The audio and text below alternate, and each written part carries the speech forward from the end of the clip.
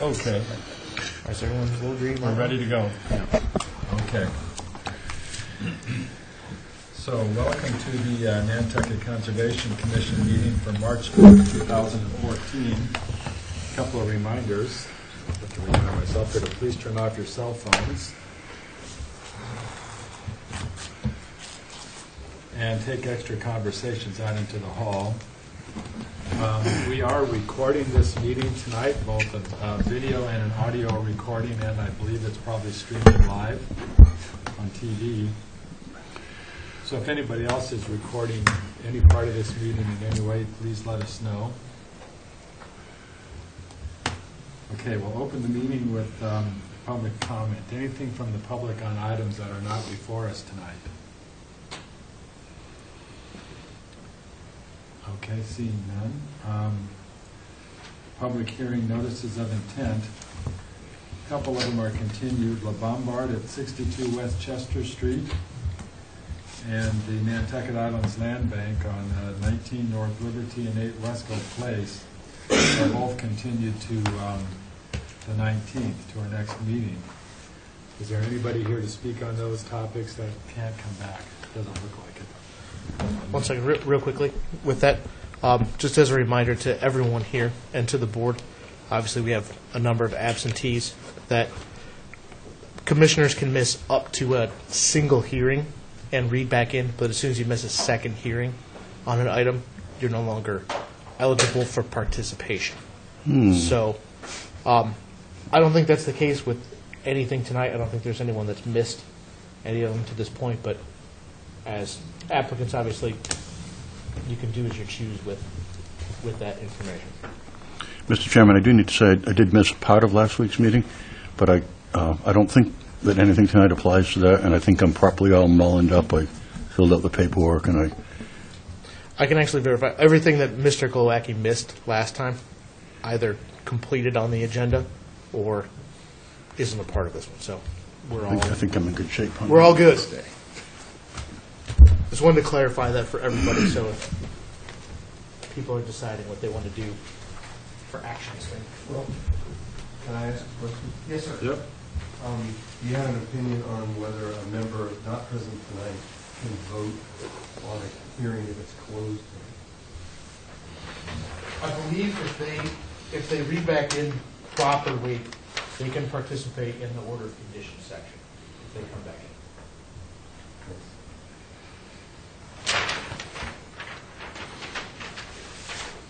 Okay. So we're at Abrams Point Realty Trust at 30 Rabbit Run Road. For the applicant, Architects Blackmore Associates. This is the second public hearing for the application to replace an existing bulkhead in kind directly in front of the bulkhead that exists. And we were waiting for a sign off from Natural Heritage, which we received. So we have not made any changes to the plan. I don't believe that there was outstanding questions or concerns from the last hearing. Again, it's existing timber, and it's going. The new one will be timber that matches the same height and planks. Essentially, putting a 4x6 whaler on and putting new planks and new pilings directly in front. And we have the construction access. The bank is very low. Might need a little bit of sand, which then will just be used for nourishment there. It probably goes from elevation 7 down to 5. I was just out there earlier today. I don't see any real problem with coming across the lawn and getting on and off right there to do the work. So we won't store any machinery on the beach. Obviously, it's very easy to get on and off every day. Raw materials. Okay, any questions from the commission? Sure. Art? What do you think? Think that's having an adverse impact on the beach? Is that an unfair question? All right, let me rephrase it. In looking at that, I thought that this clearly is demonstrating an adverse impact. And I'm surprised that you're showing mean-high water as going how many feet away from it? Without putting a scale directly on it, I would say roughly that 25 it's right. It's feet. probably it's at least 20 feet And like I said, I just walked that beach a couple of hours ago with the same thing in mind, with the contractor to review, staying above that area. And it was at least 20 feet, I would say, just by my estimation.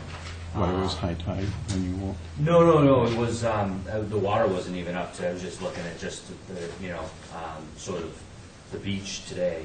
And so, no, we are certainly, I think, clearly by the survey and the elevations above the regulatory mean high water line. In terms of, adverse impact, I would say that while there may be effects from a long-term existing bulkhead, what we're proposing is to stop the bulkhead that's there and all the materials from falling down onto the beach from what exists. I guess I feel that, the beach would be best served by having it fail and having the beach replenished, though. So,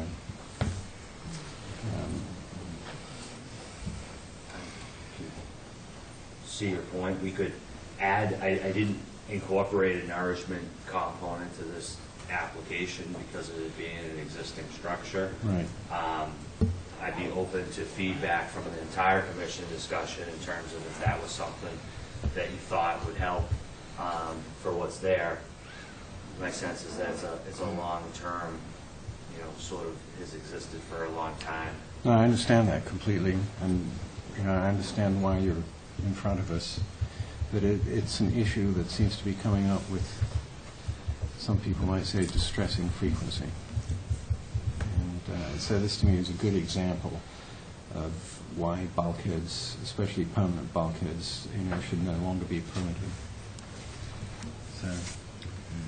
Yeah, I understand what you're saying, Ian, but we, and again, every case is different, but we have typically allowed for the repair of existing structures that are, pre-78, are grandfathered in. And But they're grandfathered in with conditions. In fact, it's not an absolute grandfather. I was just looking at some case law this morning, and actually that's not strictly accurate. I was looking at a summation of case law this morning, and it went back to the public trust doctrine, that the public trust doctrine was not absolute, and which is based on 1647 to allow piers to be built forward and to basically to transfer ownership from most other states, and in common law it's from the high tide. Here in Massachusetts, with a few exceptions, it's low tide. And I think this is becoming more and more of an issue. And allowing that precedent in the 1600s didn't mean to say the consensus that I read that it wasn't absolute.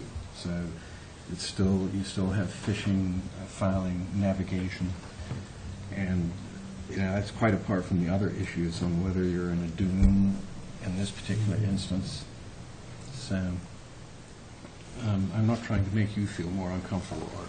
I'm just, this issue has been before us so much, but it seems at some point we need to have some form of consistency in how we go forward. So how does that work? The definition of grandfathering, does that come into this at all? I think it does.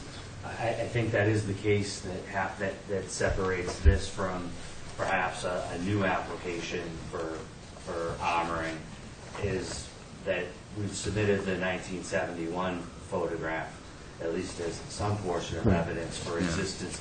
And that's not to support the pre-78 aspect. That's to support the prior to the implementation of the Wetland Protection Act. So I believe the grandfathering, and again, if this is something you're going to get, is going to be a hang-up for the commission for more information. I don't want to go too far beyond a survey and roll that I would have then an attorney weigh if there's a lot of sort of dispute on it. But my understanding is that it would be in terms of grandfathering for repair and maintenance on the basis that it existed prior to the implementation of the regulations. I'm seeing that on the definition page, on page 8 of my document, but I'm not seeing it in the, but I'm not sure where that plugs into the performance standards. So. It plugs in. It's not necessarily a part of the performance standards, separated out. The grandfathering provision that's in there through the definitions is kind of an overarching thing, and it's also one of the criteria for waivers of the regulations, is our grandfathered structures. Typically, too, what we've seen in the past from the commission, obviously, that structures that predate the regulations are allowed to be repaired and maintained kind of as they existed prior to the regulations. So that's kind of the grandfathering provision that we're looking at here, is it's the maintenance repair of a structure that predates the State Wetlands Protection Act by a year or greater than a year. We have photos that show it a year before and significantly before our local wetlands protection bylaw. So it's the waiver standard D. If it required waivers, yes, it would. It says the They would commission- apply to waiver standard D. It's the only waiver standard where it has the commission shall grant instead of the commission may grant. Correct. A, B, and C are the commission may grant the waiver. Standard D is the commission shall grant a waiver.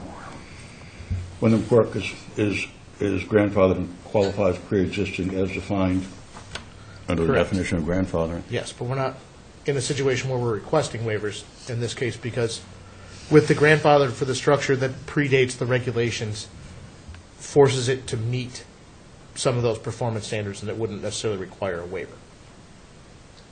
I would also consider it to be a water-dependent use as a coastal engineering structure. Yes. So therefore, that was the other reason not for asking for a waiver for the structure. As to performance standards, if I may, Mr. Chairman, I believe in this case, the performance standards are applicable to the method of the work being done.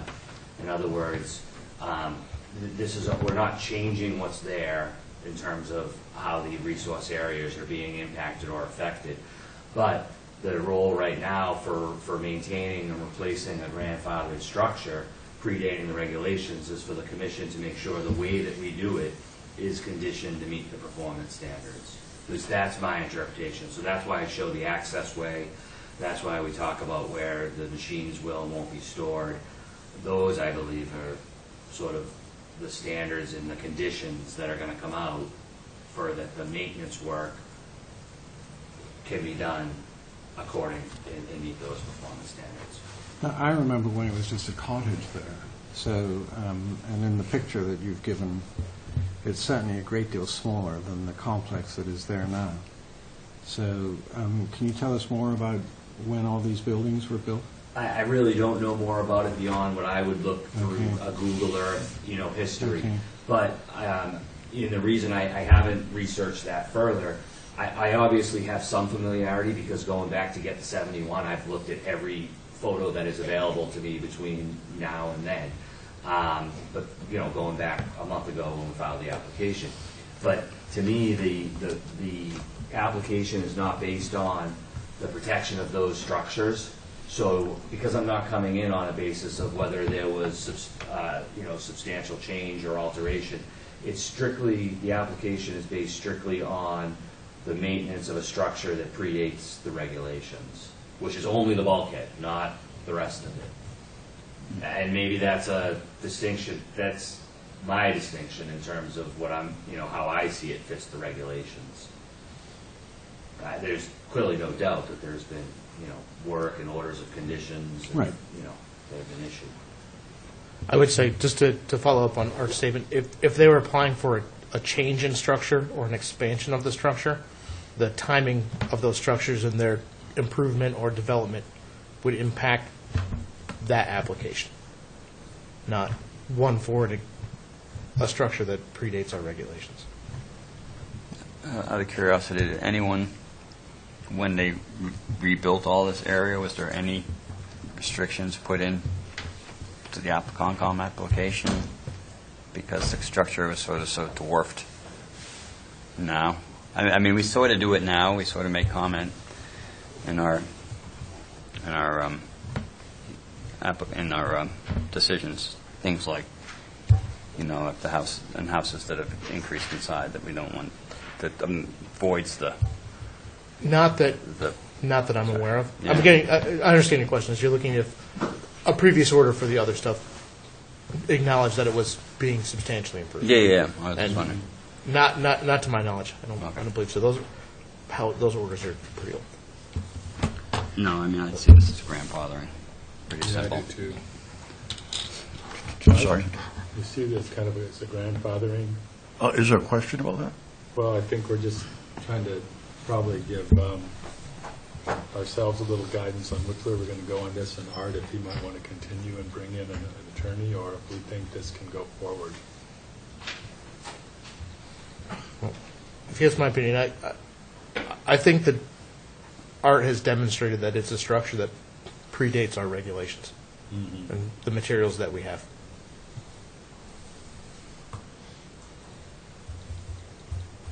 That's my feeling. Well, I mean, it's true, it clearly is a structure that predates the regulations, but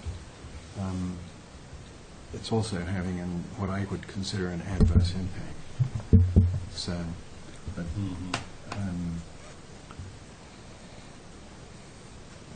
but I guess I'm amenable to group wisdom on this. Well, our grandfathering definition allows for essentially the normal maintenance, and the normal maintenance can include a replacement in kind. Is the grandfathering definition adds in the portion about not having an adverse effect when it's modified from its original configuration and function. So if Art was coming in and asking for this structure and to deal with part of it a 20-foot extension to deal with something, then the grandfathering acts a little differently. In this case, it's an in-kind replacement foot for foot, and they're not modifying its form or function.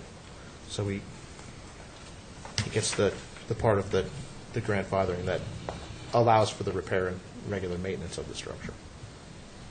Do you have any idea when it was last repaired? Or, Based on what I would have to think, like maybe 80s. got you, yeah. Yeah, Which is when I I'm think they guessing, replaced but I the mean, like I said, I cottage. was looking at it today. It's pretty, it's in pretty tough shape. It's been pretty tough. The last winter, I think, was what spurred action. But like with so many, last one was really it did damage to where the boards were weak underneath, and how the sand come out. All right, well, I've finished my question. Anything from the public? Yeah, Ms. McKinnon. Thank you. I'm McKinnon for the Nantucket Land Council. Not to belabor the point, but I actually forgot my copy of the regs, and I was just interested if the administrator could quickly read the grandfathering definition. That's all very Sure. good, just because I don't have that. Yep. Well, I actually have it on the page. So it's grandfathering pre-existing use. Allows the use and normal maintenance of any structure or alteration of land within wetland resource areas and their buffers existing at the time of enactment of Mass General Law, Chapter 131, Section 40, effective date 1972, or the Town of Nantucket Wetlands Protection Bylaw, effective 1983, or subsequent revisions, may be continued subject to the following. And then there's a discussion of existing structures, uses, and/or alterations of land may not be extended and/or modified unless such extension or modification is permitted by a finding of the Commission. That such alteration or modification shall have no adverse impact to the resource areas and interests protected by the town's Wetlands Protection Bylaw. That's one page. And then the other one deals with abandonment. So it's existing structures, uses, and/or alterations of land which have been abandoned for 5 years or more shall not be reestablished, and any future use shall conform with then current provisions of the Wetlands Protection Bylaw as appropriate.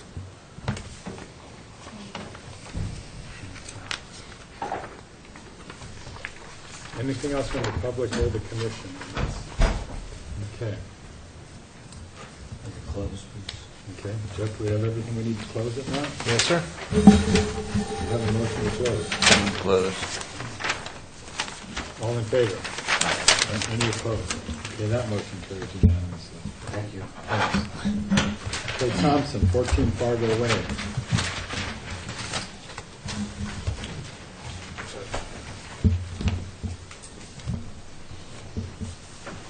Preference?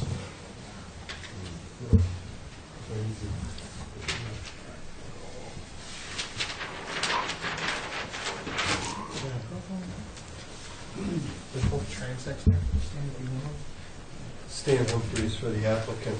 This is our second meeting following the first meeting where Commission had asked for more information pertaining to coconut fiber logs, fence specifications, biodegradable materials to be used, erosion rates, nourishment, and monitoring. If you have a document provided by Little Sea Grant Extension Service and logs. The only specs I could find are a sand drift fence, the ones related to the zigzag configuration. Please keep in mind that what we're proposing is more of the linear configuration, not the zigzag. And again, we've tried to refine a nourishment characteristics that closely match what's coming off the bank and available on island. And I think the best that we can do is a 30%, let's see, we've got 40% gravel, 40% sand, and 20% silt is what exists. And what we were proposing to do was have a little bit less at both the ends and a little bit more in the beginning, middle. So that would be 20% gravel, 70% sand, and 10% silts. We're also proposing to, after nourishment, to have a monitoring program where we address what materials lost on a year-to-year basis, not coming back with the same amount of cover year after year, since we're in a little bit more of a fragile harbor protected embayment area. We don't want to overload the system with sediment unnecessarily. And maybe the other thing to add would be that the client was wondering also if we went a little bit more than just beach grass and went with salt tolerant shrubs. I didn't think that would be a problem. We don't have anything in documentation at this point other than my verbal request at this point. Maybe blueberry. So with that, I'll answer any questions you have. You're changing the ratio from 40-40-20 to 27-10. 20. You know, looking at the pictures and walking around there, that just doesn't seem to me to come close to what is coming off the bank. So, does anybody else have an opinion on that? Well, You I mean- know, go ahead, Andy. I mean, you mean ratios? Yeah. Yeah. Yeah.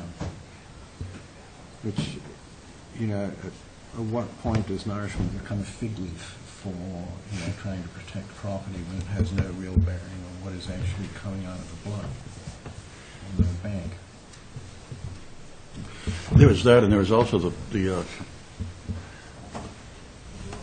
concept that the nourishment is is for the beach, of course, and the beach is one of a number of protected resource areas, and the question about when nourishment becomes, Right. we've discussed that before, something else. I think that's a very good point.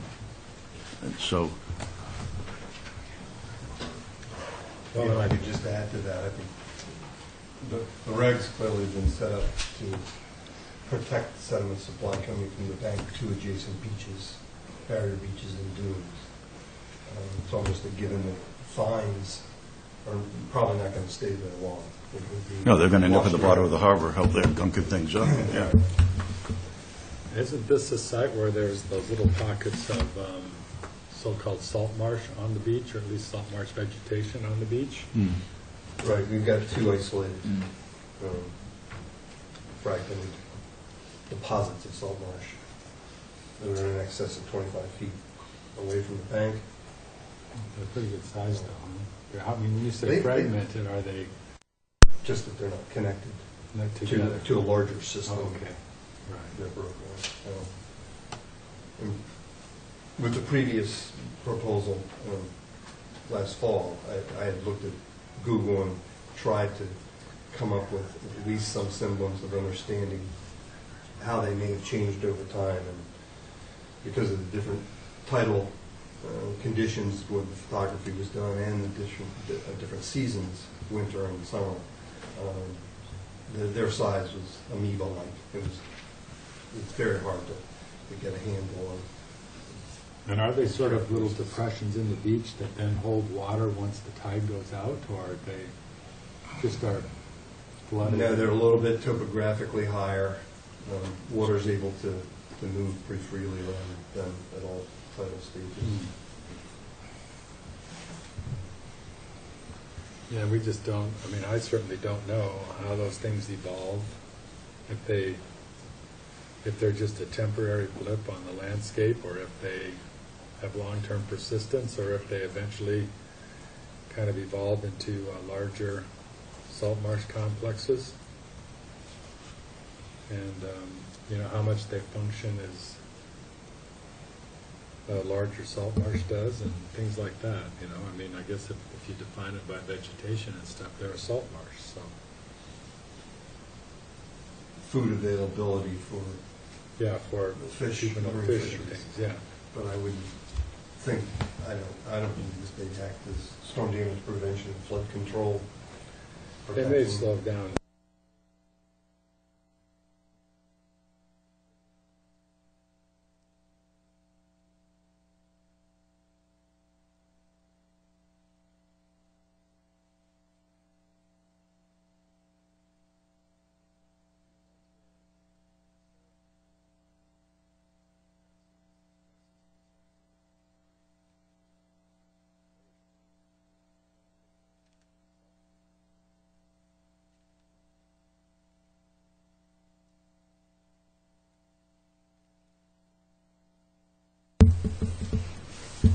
That sure is where it gets dicey, because the part that is so hard for me is how can we ask for more fines to be put in with the conjecture about the salt marsh when an applicant comes for anything else and we're making them do the silt fencing to keep the fines out of the harbor.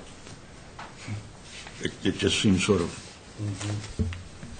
contrary to me. Right, and also, in essence, you're saying that because, I assume you're saying that because you can't get the gravel locally, that that's why you're changing going from 40-40-20 to 20-70-10? Not solely. I think, again, looking more at the characteristics of the sediments on the beach. Well, we expect the beach to, It's gonna be more filtered, yeah. Right. And that's typically what we're concerned with nourishing and erosion control project is the beach. I think that's correct, yeah. Maintaining the beaches.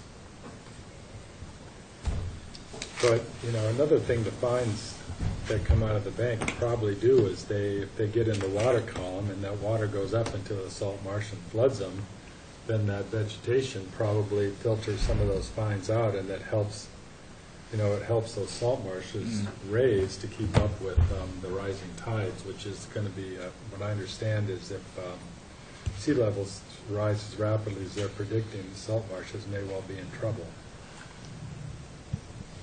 Because they actually, sea levels have risen over the last couple of,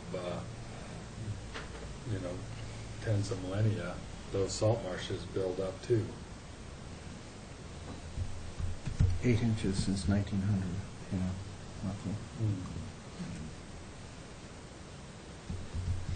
So these systems are not simple little No. things we can think about just today and where we're going to put our blanket next year,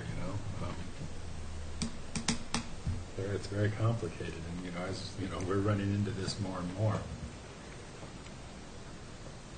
Well, it was a suggestion at this point in terms of the nourishment characteristics that the commission feels more comfortable in matching it for one in kind. I'm sure we can make that happen. I have to go off island for some materials. But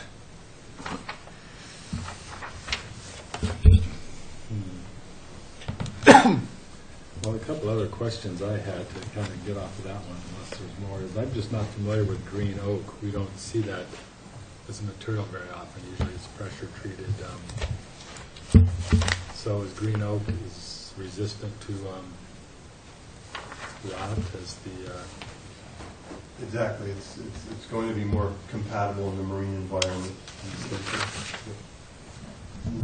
No concern of any chemical breakdown in the woods. Okay. And it's more sturdy than pine. There's probably going to be less maintenance associated with these materials. It's a little bit more expensive than that. So under the performance standards for salt marsh, number 3, no proposed project in a salt marsh or in lands within 100 feet shall destroy any portion of the marsh, change the species composition, have any adverse effect on marsh productivity, pollute the salt marsh, or adversely affect water quality. And then pollute has its own definition, which is, so it's the confusion to me is, are we nourishing or are we polluting, really? Mm-hmm. And just go to the pollute definition to finish the thought.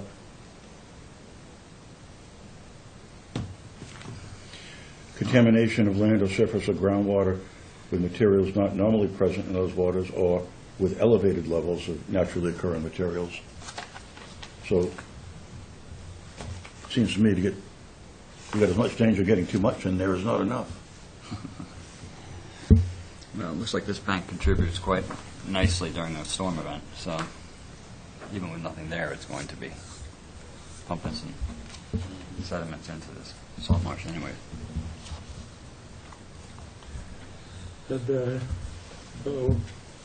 You mentioned either nylon or maybe core or jute rope to anchor, and I think I would have some trouble with the nylon rope, and just that stuff's so persistent out. If it gets loose and out in the system, it's For the knit, we can go with manila.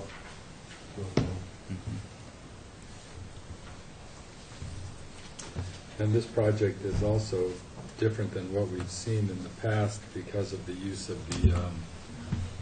the core logs, which are, even though they're a naturally occurring material, they don't shed the sand like a core bag or a fiber bag, and they're quite hard compared to those structures as well.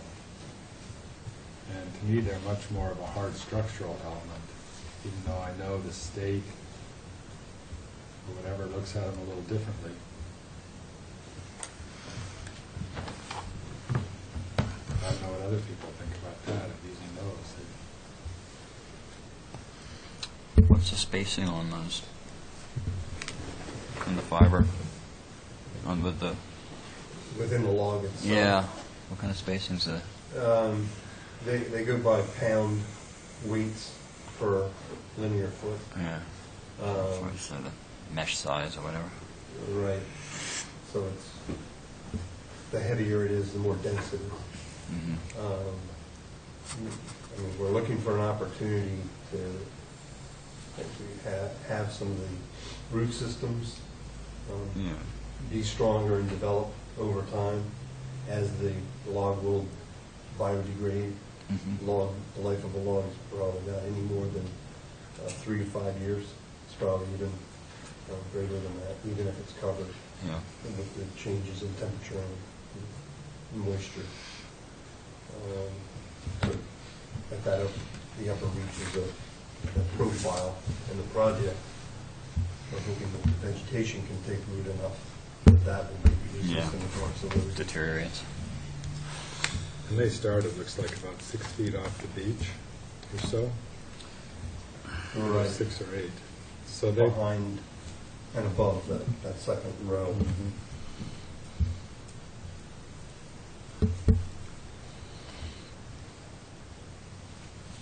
So what are you going to do with all the material that's there right now? In part of the, how are you going to go about construction? It's pretty much, probably other than trying to key in that first bottom row of the envelope, working with that existing bank and those materials there. It's not proposed to, we're not proposing to have an excavator clear out everything to a nice smooth surface, although it may be implied that way on the graphic. We'd like to work with that existing material that's on the bank now, and there's different configuration that it has. So the project, when completed, is not going to look,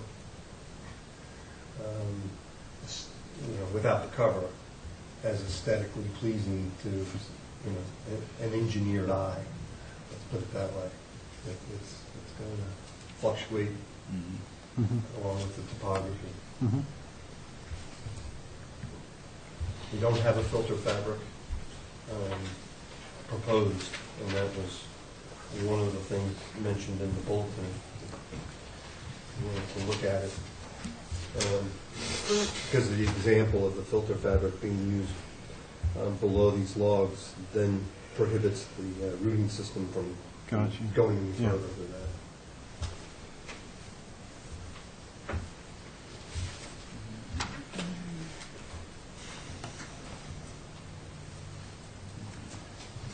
Any other questions from the commission? I have a couple. Okay, go Things ahead. that we need to be sure that we're considering that haven't really come up, especially since this is a new material that we haven't seen. Somewhere along the way, and it'll probably be better to do it as part of the public hearing as to not, we're going to have to make the decision as the commission of whether or not we consider the core logs in combination of that with the fencing to be a coastal engineering structure or not. Not to throw a monkey wrench in, but at some point, that's performance standards get applied differently whether it is or whether it isn't. So we've had to do that with sander fencing and core. The sandfield 2, we've had to do with sander fencing. This is new. We're going to have to vet that out because that's obviously key to how some of that project is looked at and what the protections that can be granted and given deal with those. And we haven't really vetted that out yet. I think that's going to be important to decide because obviously if you guys do decide it's a coastal engineering structure or come to that finding, the performance standards that deal with the bank and the beach as it relates to what's allowable by that are going to be different. So we need to complete that analysis at some point. And I think that's better to do as part of the public hearing than in a deliberation, because that way if there's response or questions or things that need to be addressed, the applicant can do so. It's not at the last second. So We can do that right now. If you had another thing you wanted to. well, I mean, I guess that as it relates to that, and I know from our last discussion on here, obviously we have the pre-78 house and the other house too. So when we're looking at that protection and how that relates, we're going to have to complete that analysis as well. And referral maybe if the commission decides it's one or the other, that can certainly be addressed, or Stan may be able to address that concern or that performance standard, whether it's being met or not.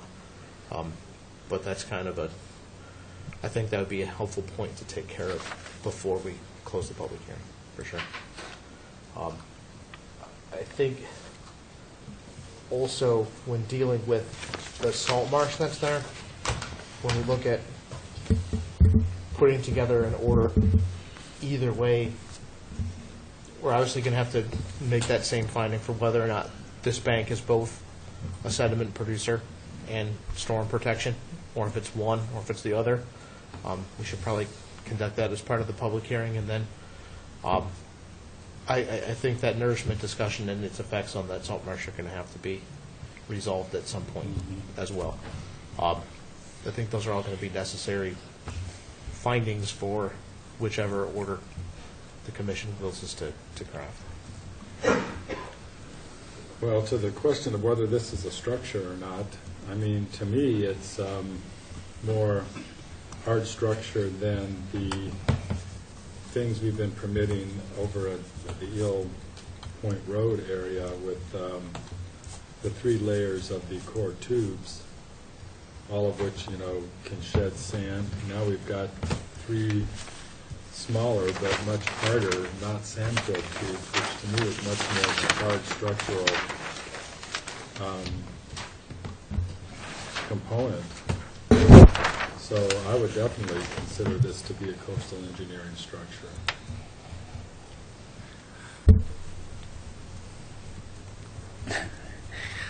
I mean, I'm not sure that performance of these tubes comparatively, but the fence is definitely not as hardened as the ones at Neil Point that we've been allowing with, you know, the zigzag and the 8-inch posts and the telephone poles. And I think it's sort of a catch-22 because we want to match to some degree the beach, so we can't really. I guess by the nature of this particular site, it sort of makes the fact that there is more hardened material in the beach. It makes the bags more of a hardened structure. But that's kind of relative to the bank, though. I would think it's not. I think you have to take the two of them and look at them at the same time, just because of the situation. You know what your bank is made of and what your fill is made of. It's kind of a relative thing. Just to remind everyone, so the way we define coastal engineering structure here locally is just any structure intended or constructed so as to prevent or alleviate storm damage or modify tidal action, wave action, littoral flow, or erosion. Examples of these structures may include but are not limited to any bulkhead, revetment, seawall, riprap, groin jetty, artificial seaweed, geotextile fabric, plastic sheeting, multiple rows of fencing, or other as determined by the commission. So that's what we're kind of judging against. I agree. This is definitely not an easy one to determine, but at some point we're going to have to make that determination. Could you read the examples again?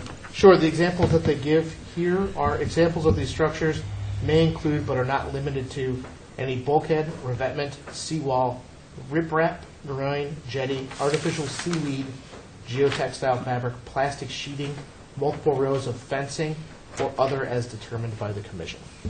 Nothing there with really natural materials other than stone. Yeah.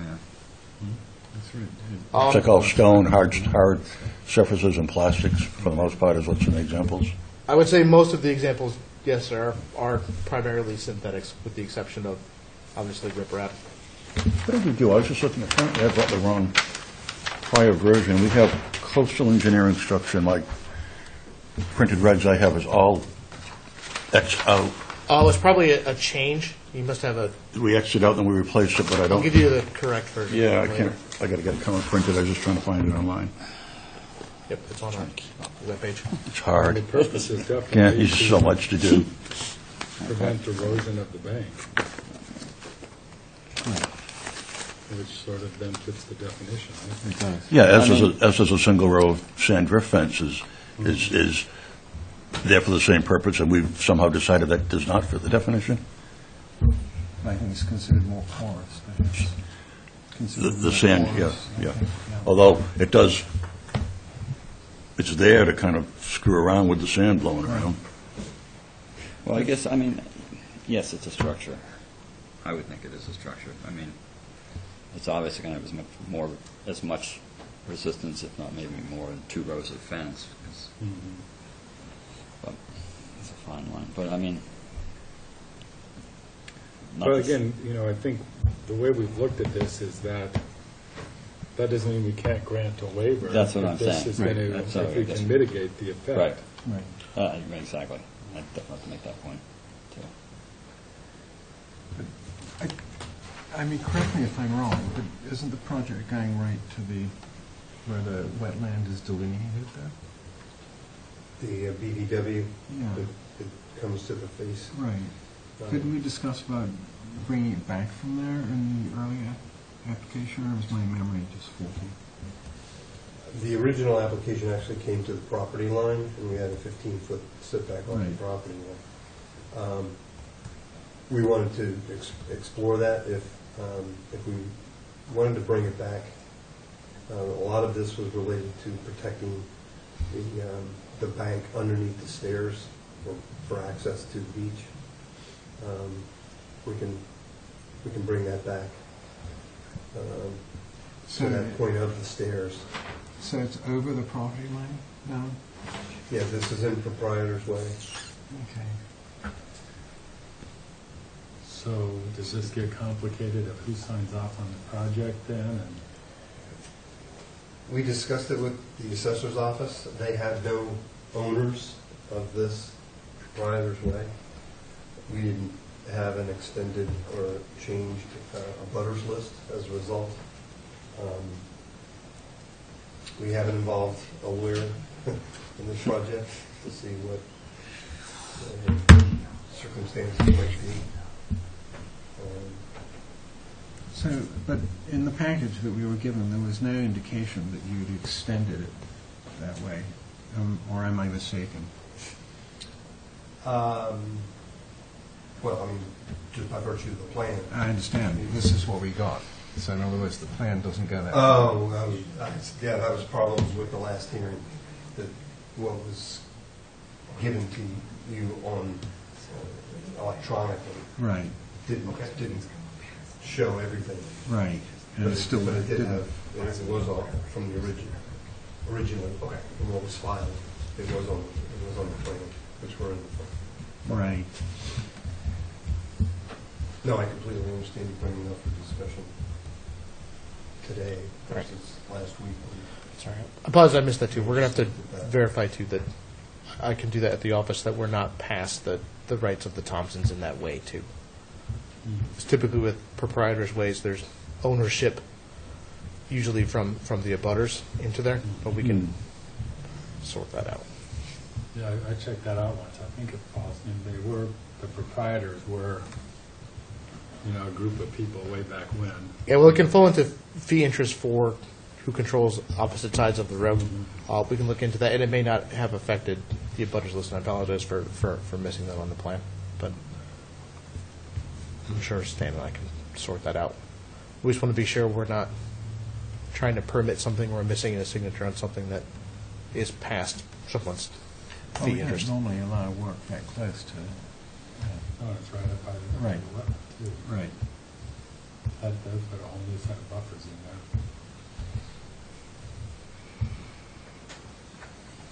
So, Stan, remind me of the houses. Are they pre-post 78 or? This is pre-78, this is post-78. Okay. And this is the whole lot here? Right, it's one So lot. there is options for perhaps moving those houses. And we had looked at that previously, back in this vicinity.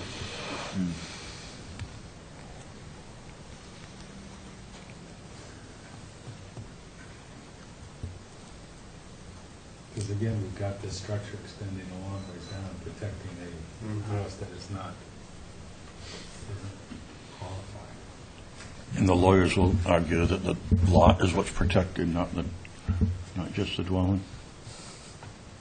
If it makes it easier for the commission to not consider this a coastal engineering structure and withdraw the logs and perhaps have one more row of the sandstone quarter envelope or two, I can take that to the client.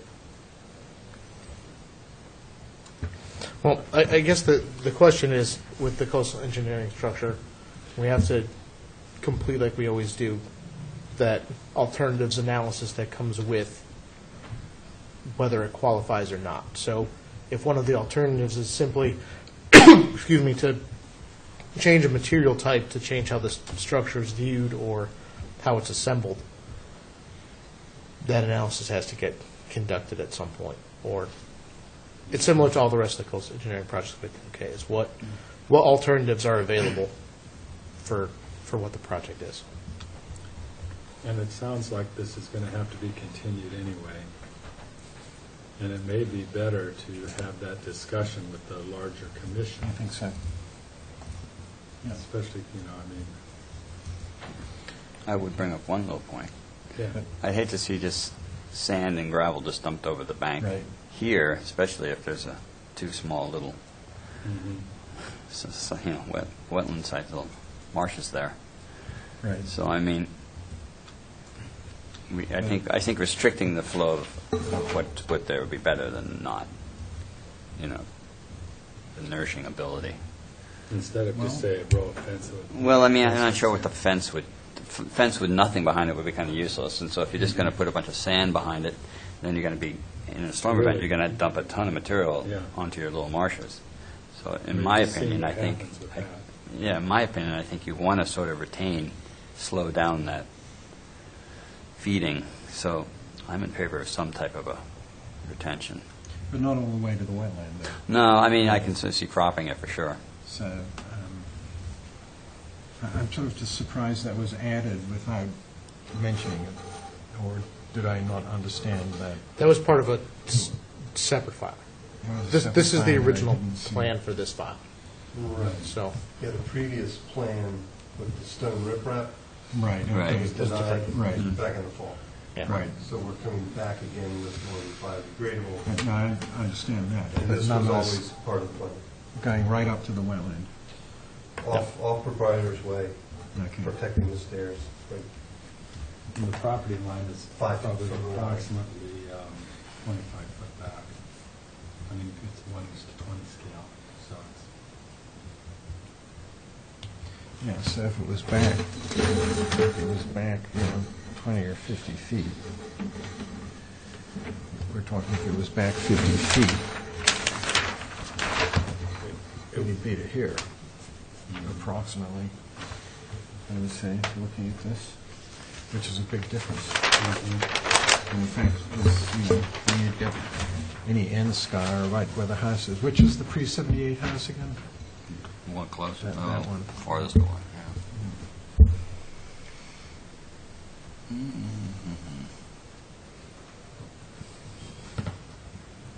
And that house is definitely closer to the bank. This one's pretty far away anyway.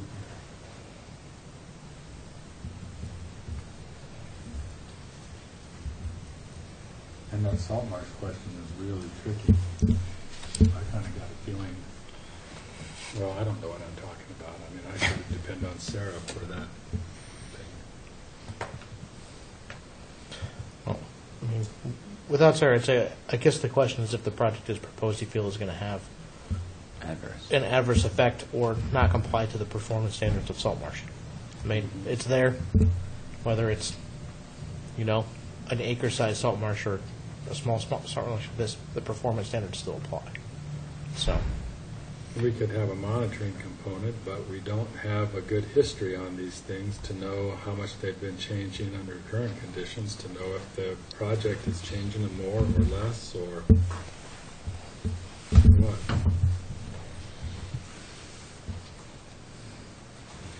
So you mentioned that the new nourishment profile is based on what is on the beach. What did you base the original one? What cross-section on the bank did you base that on? The original samples Yeah. that were taken, there were 5, and I'll use the word haphazard, not random, because it wasn't generated by random. They were probably equally spaced, about every 25 or 50 feet, I've forgotten. Then it was composited. Got it. Then we got a sample analysis from the composite. Yeah. Well, I'd certainly be happier if you stuck to the original, Yeah, me and I too. think that would be better for the soil mix. Go back to the rocks.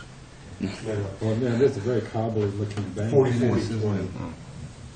I don't know what you do about that, get some bricks and throw them in there. And they're boulders too, I didn't Yeah, say it was right. boulders. Right, right. That's it. You get to toss a few over every year, just so.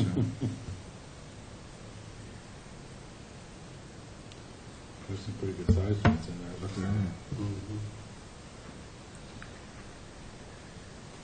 Well, maybe I'll just request a continuance at this point. I think there's been a number of different questions. Let's go to the public and see if anybody in the public has any comments. I have a suspicion that Ms. McKinnon might want to speak. Thank you, Mr. Chairman. Emily McKinnon for the Nantucket Land Council.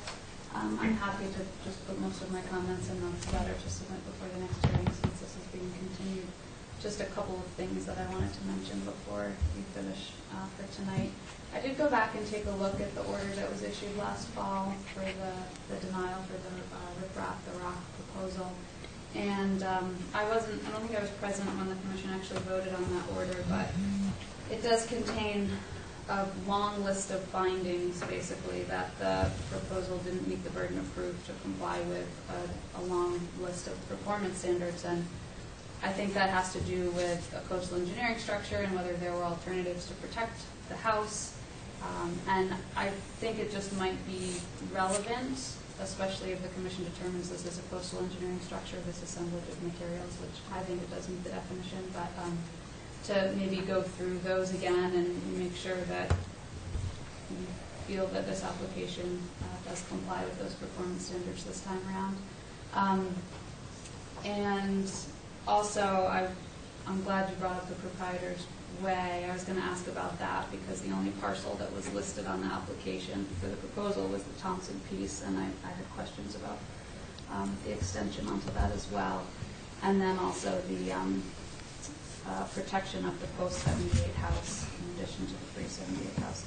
The only other thing I wanted to bring up that hasn't really been discussed, the sand fencing that's being proposed, I noticed, as was said, is not the zigzag style, but more of a linear form, which I assume means a similar slotted fence, just without the zigzag in it. And I don't know that the commission has permitted that style of fencing before.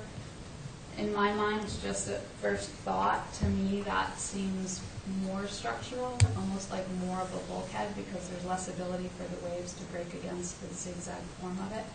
I don't know if that's the case or not, but if the commission hasn't permitted that linear style of fencing before, I think it would be worth some more discussion about what the main difference would be there. And then also it was stated in the additional material that some of 4-inch 4x4 posts would be in between the logs. And I was just curious as to what the spacing would be, so how many there would be, just so you can get a sense of whether that's essentially going to be another fence of 4x4s or just very intermittent along the face of it. But I'll submit a letter before the next year. Thank you. Thank you. Thank you. Anything else from the public? Hi. Yeah. Brian?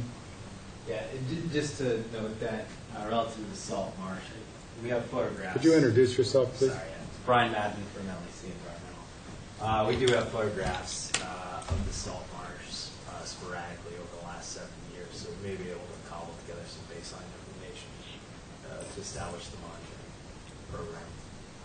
Just wanted to let you guys know that. Okay, thanks. Okay, if there's nothing else,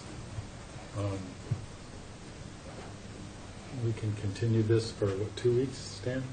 That sounds To the fine 19th? with me, or more members. Yeah. Present. think Yes, we'll have I them, believe yeah. we'll have as many as we can at the next one.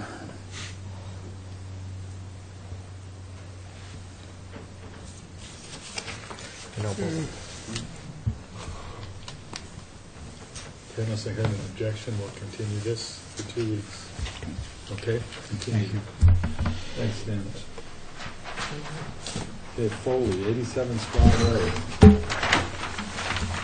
All right, Mr. Chairman, if I may, this is one that was kind of confusing last week, but I think we're in a pretty good place for the work that's proposed at this time for it.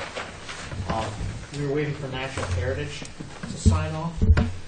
Well, today?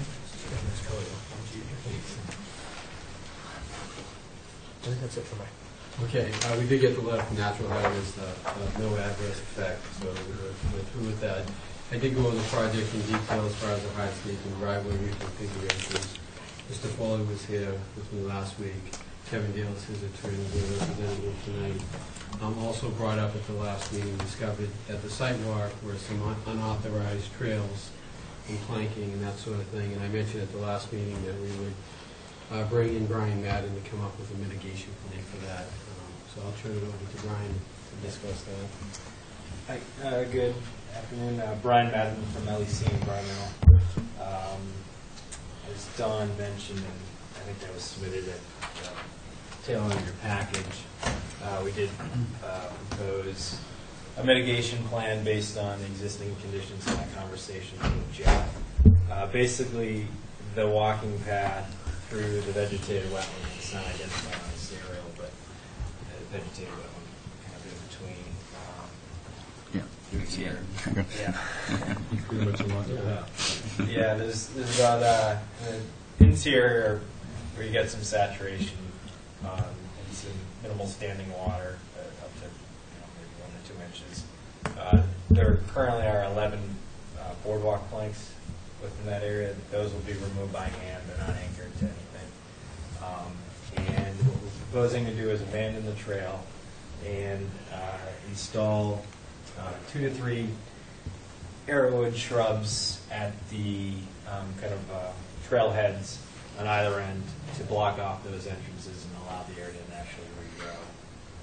And only maintain mowed conditions, existing beach paths out to the top of the coastal bank and around that area for the benefit of the St. Andrews Cross. That's basically the extent of the proposed mitigation plan. And there's a monitoring component for site visits during the growing season and then monitoring reports at the end of the growing season. And did Heritage have recommendations for when it was mowed and, how many times a year and things like that, or? No, I mean, they didn't comment as part of the application. I guess this protocol is kind of in line with what we previously have proposed in the past for maintenance and stuff like habitat. Real quick, Mr. Chairman, if I may. I just want to be clear that we're dealing with both the notice and the enforcement kind of here simultaneously, which is, it's okay. It's easy to hear it all at once, so we're talking about it. I think after some talk today that I had with some other people that have viewed the site, I think for the mowed area at the bank, there's some question now to the quantity of St. Andrews Cross that's out there. I know some of us think we saw more than others, and that's there. That I might recommend for the first year especially, that maybe we condition that prior to the mow, a monitoring report be filed to demonstrate just how much St. Andrews Cross is up there. Yeah. And if there's St. Andrews Cross that would benefit from the mowing that's in place, then that can continue. But if there turns out that there's not as much that there appears, we can modify that as needed. So I don't think we want to necessarily mow for St. Andrews Cross if there's no St. Andrews Cross. So I just want to be sure that what's there is supposed to be there. I think that would probably be the prudent path to take. So we know we're not managing for something that is absent. That if Brian goes out to the site and files a report that says we found 30 square feet of St. Andrews Cross within this area, that would make more sense in terms of our enforcement.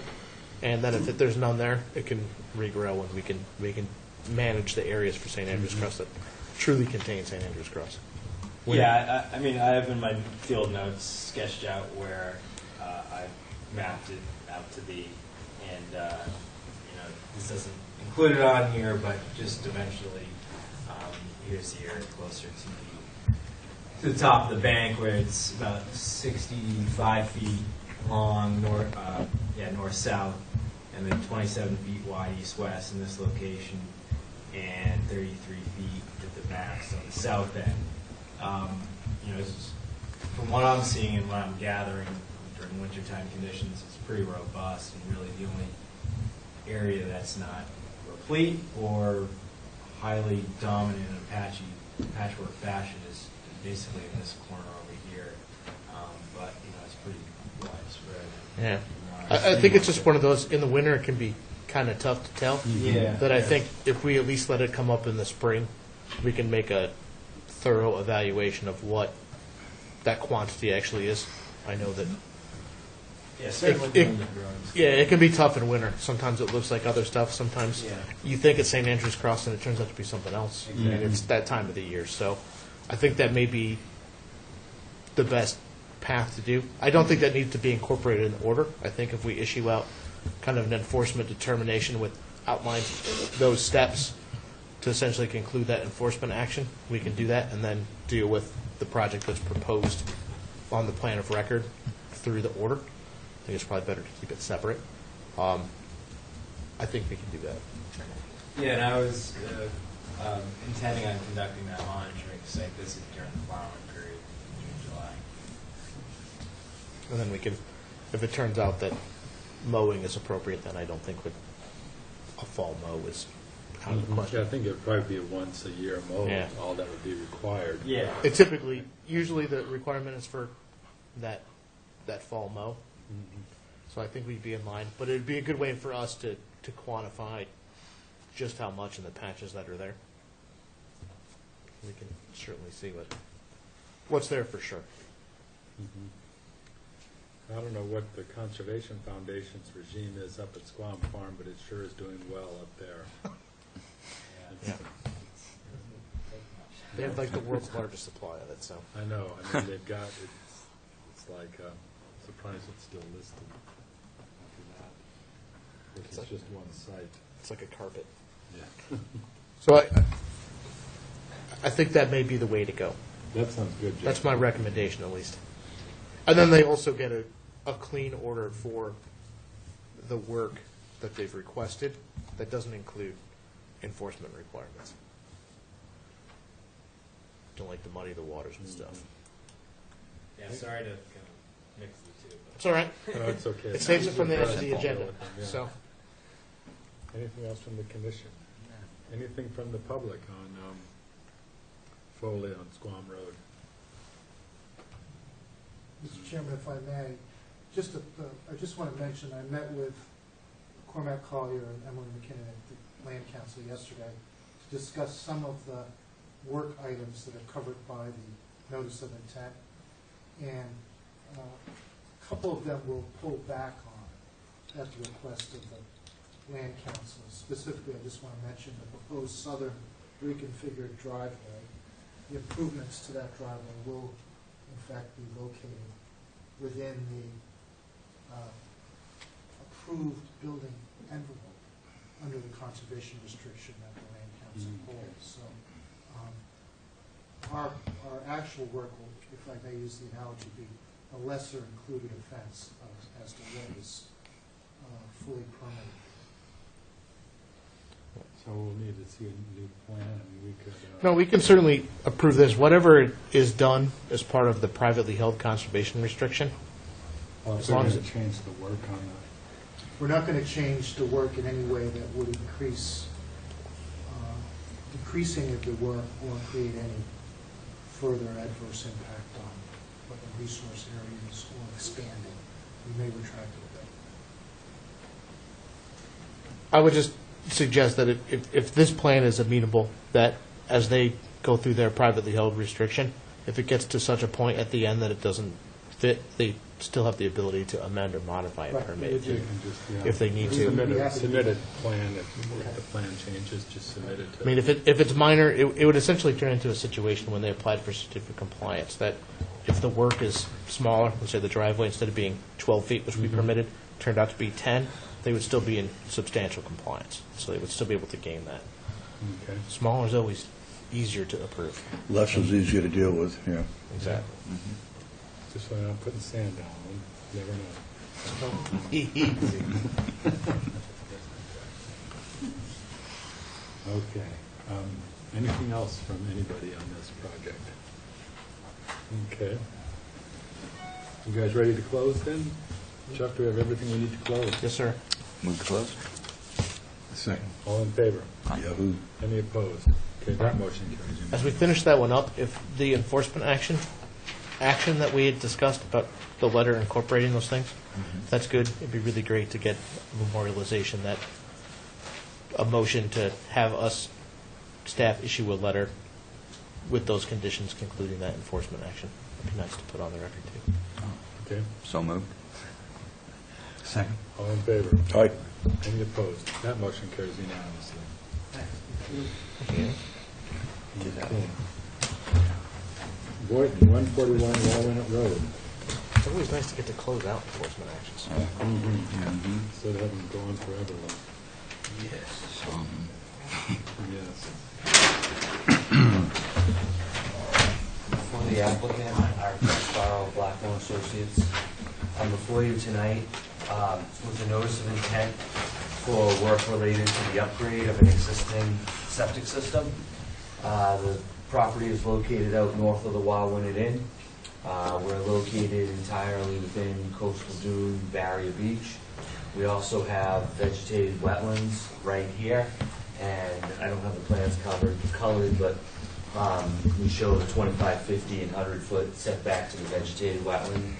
The proposed leach bed is within the 100-foot setback to the vegetated wetland, but outside of 50 to the vegetated wetland, and is completely within the other resource areas that I mentioned. This is a situation of maximum feasible compliance. So what we're doing is we're increasing the horizontal separation distance from the existing leach system, put a mounded system in, providing at least 5-foot separation distance to high groundwater, and adding an IA system. This is a waiver. When I say an IA, we're adding a Septic processor to reduce the nitrogen before it's pumped into the leach bed. And again, the system complies with Title V and will need to go to the local board for a local upgrade approval related to maximum feasible compliance. There's no increase in design flow from the previously permitted capacity. So again, it's just improving an existing situation, and we've requested a waiver on that basis. I did see Bruce's the technical report, and there had been a question about where we make stockpile materials. What I would point out on the plan is that we've shown a silt fence and limit of work, and it is larger than the area for that very reason. This is where I anticipated that to put the tanks in, and that there needed to be a bit of a work area. And we've proposed that disturbed areas would be planted with American beach grass.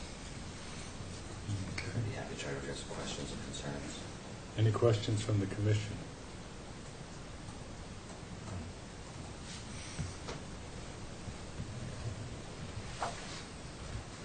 Anything from the public? Boy. I like it. Yeah, I mean, that looks pretty straightforward. It's Yeah. improving conditions out there. With Septic. We do have one small entanglement, Mr. Chairman. Okay. As this is in natural heritage, unless Art got it today, as of 3, I haven't gotten We'll have to continue. their comments. Okay. But if there are no questions or comments, I mean, I think if we're going to continue based on that, I'd be happy to draft an order if that's what. Yeah, I think we Yeah. will definitely do an order if they give approval. Okay, if there's nothing else, I don't hear an objection, we'll continue to the 19th. Cool. Okay. Thank you. Thanks, Art. Fargo Way Realty Trust, 10 Fargo Way. Struggle away like that.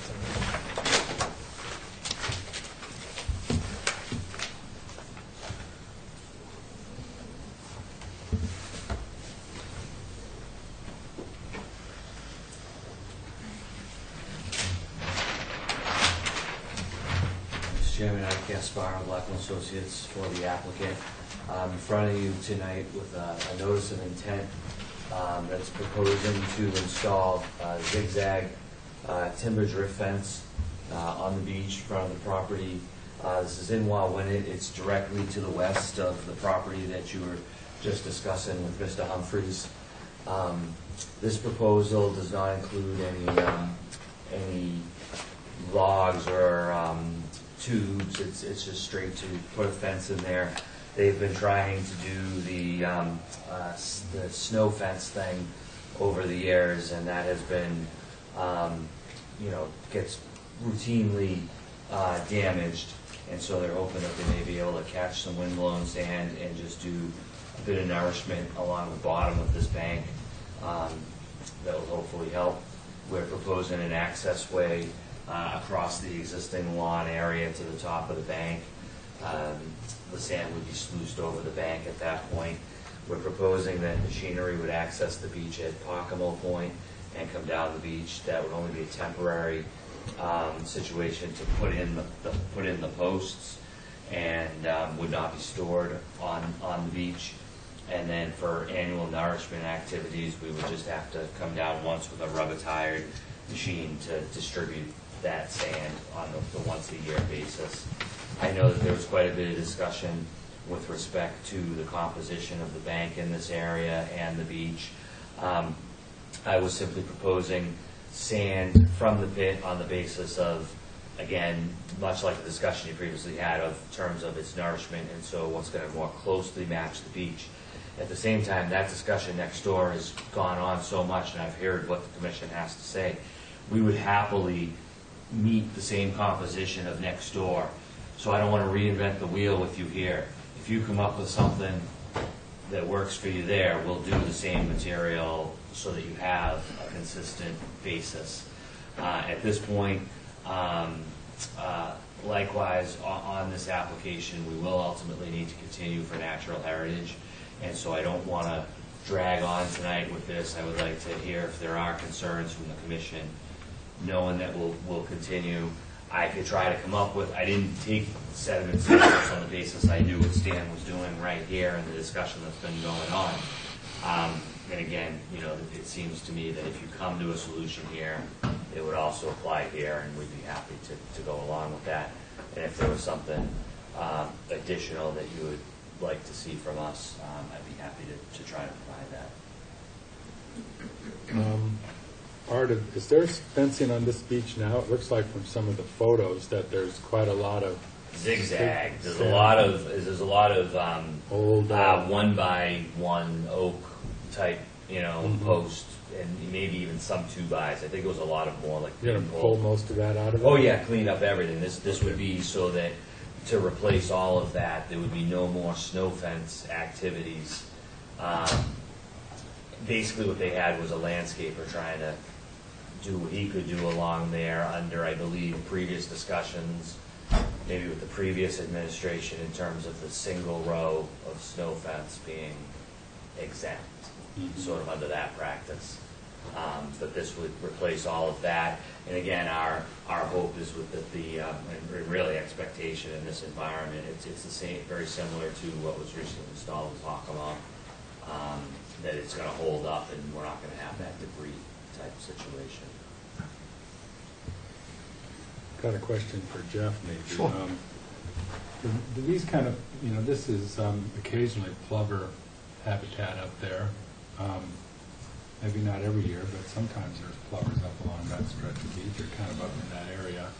Does this fence in any way probably doesn't restrict their movement? I mean, they can zip through those cracks. Yeah, typically, I guess, comparatively, and I can't remember plovers being up there any time in the last 6 or 7 years, but the permitted enclosures that they recommend from Natural Heritage, if you got to use a predator enclosure, those openings are 1 inch wide by 2 inches high. So any slat that's 1 by 1, they'd be easily able to pass through if they so chose. But I was wondering about the post as much as anything. It sounds like a good crow perch sitting on top of the. Well, I'll be honest, crows will perch on any of those things out there. Yeah. They're not shy. They'll stand on the beach too. I don't think that anything you put there is going to be that much of a deterrent or attract them that much more. But typically too, not to speak, but from our field viewings there, and my other hat on, the habitat up there right now is really actually very poor for plovers. There's no vegetation really on the beach, and I don't want to say they prefer areas that have it, but they prefer areas that have at least some sparse vegetation on the beach. They like the rocks, but without the veg there, they'll keep looking. Usually. I say that now, there'll be 10 pairs there next year, so. Anything else from the commission? Anything from the public?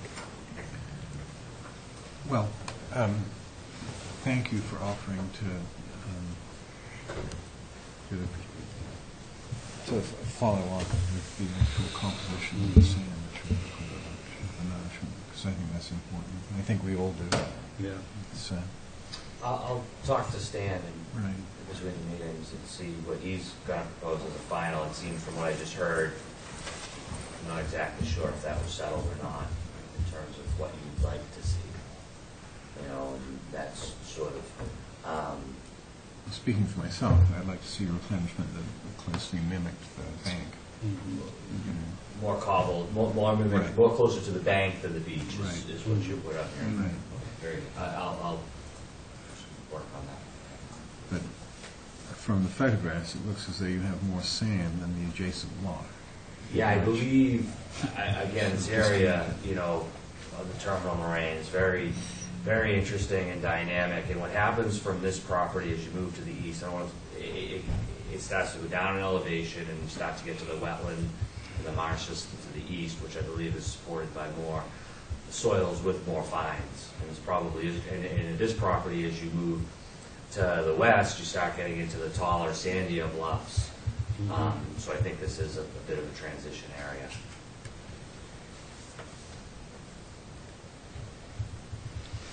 But I would like to request a continuance to the 19th if there is anything further. Okay. Unless I hear an objection, we'll continue to the 19th. Okay, thanks, Thank Art. you. Okay, that takes us to the public meeting request for determination. We have one, Powers Landscaping at 69 Surfside Road.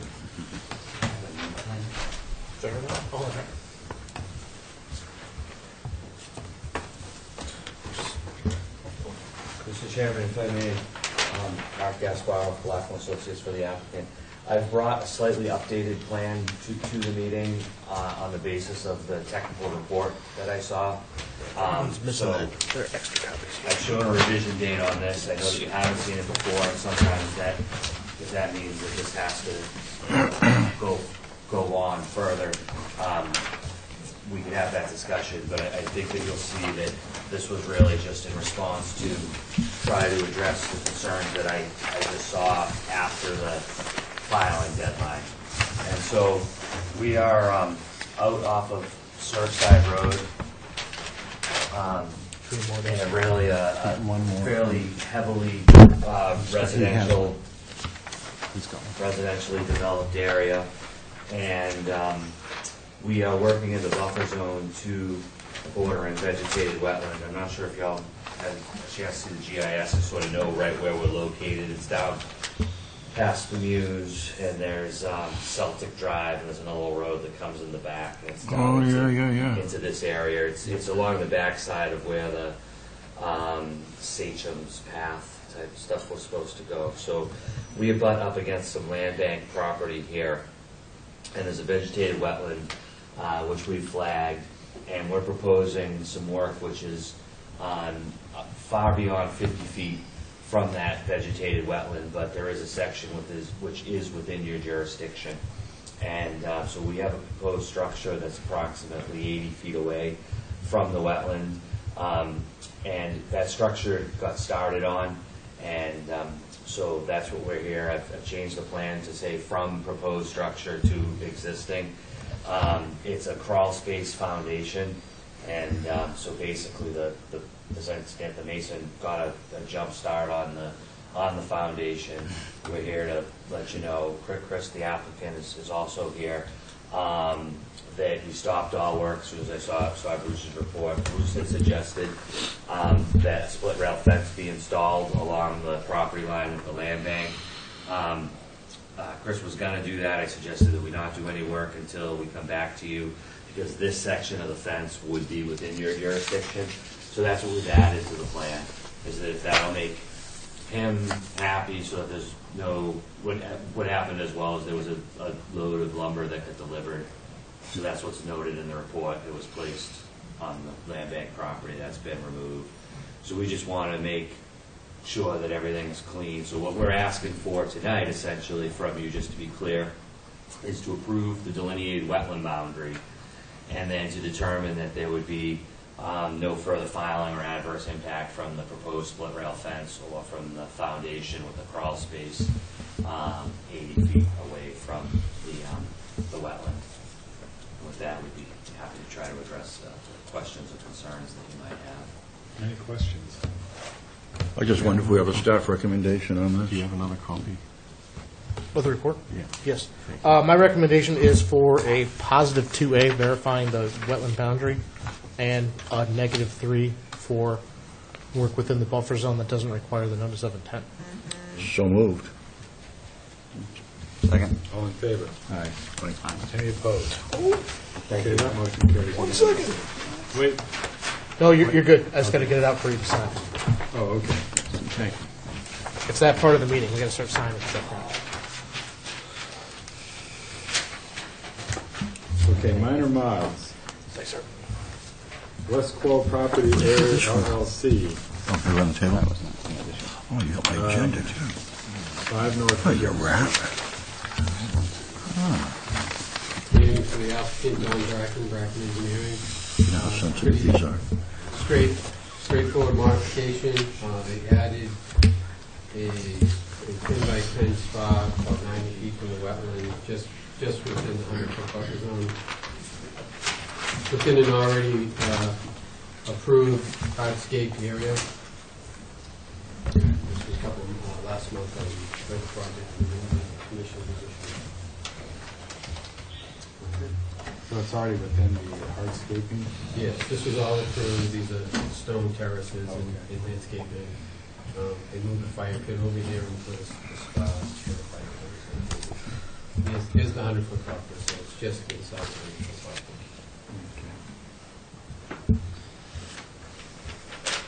Any questions or comments? Jeff, do you have a recommendation? I do. I recommend we can issue this as a minor modification. So moved, Mr. Chairman. Second. All in favor? Aye. Any opposed? Okay, that motion carries unanimously. Thank you very much.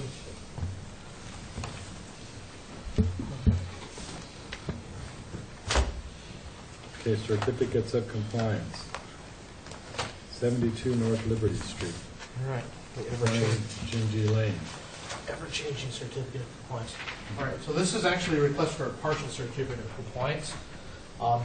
The original work that's proposed included the construction of a garage up in this corner. It's outside of the 50-foot. They're transferring the title and would like to close out the work that's been completed, but leave the portion for the garage open. That's what the partial certificate did. The work that's done, the house that's built, is in compliance with the plan. It's the same separation from the wetland as they had originally proposed. I guess my recommendation would be for the issuance of the partial certificate. So moved, Mr. Chairman. Second. All in favor? Aye. Any opposed? That motion carries unanimously. I was just a local file, too, so.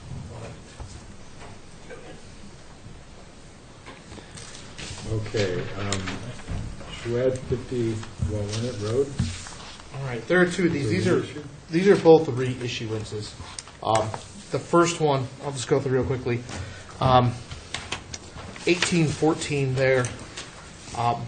They had amended that order of conditions at one point, and the certificate that we issued, by my mistake, I forgot to reference the land court document on the face of it for the amended order as well. So they recorded the certificate, and the registry is telling them it only applies to the original order. So they're now to record a new one that addresses the amended order. When we reviewed the certificate of compliance, we kind of lumped them all together, as we normally do. The requirement changed, and so the original signed one got recorded, and so I can't unrecord it to make the typo adjustment. So that's when that one is. That's as confusing as possible. Do I have a motion to issue the reissue? So moved. Second. All in favor? Aye. Revoted, yes. Yes. And then, Any opposed? Okay, that motion carries. and then 1706 that's with it there on the agenda. Sorry, it's kind of combined. 1706, they just lost it. They don't know where it is Oh, okay. to record it. So they've asked us to reissue that. It's still in compliance. We just have to reissue it so they can record it. So moved, Mr. Chairman. Second. All in favor? Aye. Any opposed? That motion carries unanimously. So that one. Okay, orders of conditions. All right, everyone have their stack of draft orders? No. No. All right, That's not very. Stack. there's a lot. Yeah. 11 on the agenda. Wow. So we closed a lot of stuff last time. Okay. Farrell Trust on 77 Eel Point Road. Trust. This was, Mr. Chairman, this was for the property on 77 Eel Point Road for the construction of the Sandra fencing with the core of the hogs. In that same section at Eel Point, as the other properties that we've been working. Oh, yeah. My instructions from you guys were to draft the positive order, but to do something to address alternatives. So I wrote a new finding that I haven't written before, so I'll kind of identify that separately. It's number 13, and it's on page 2.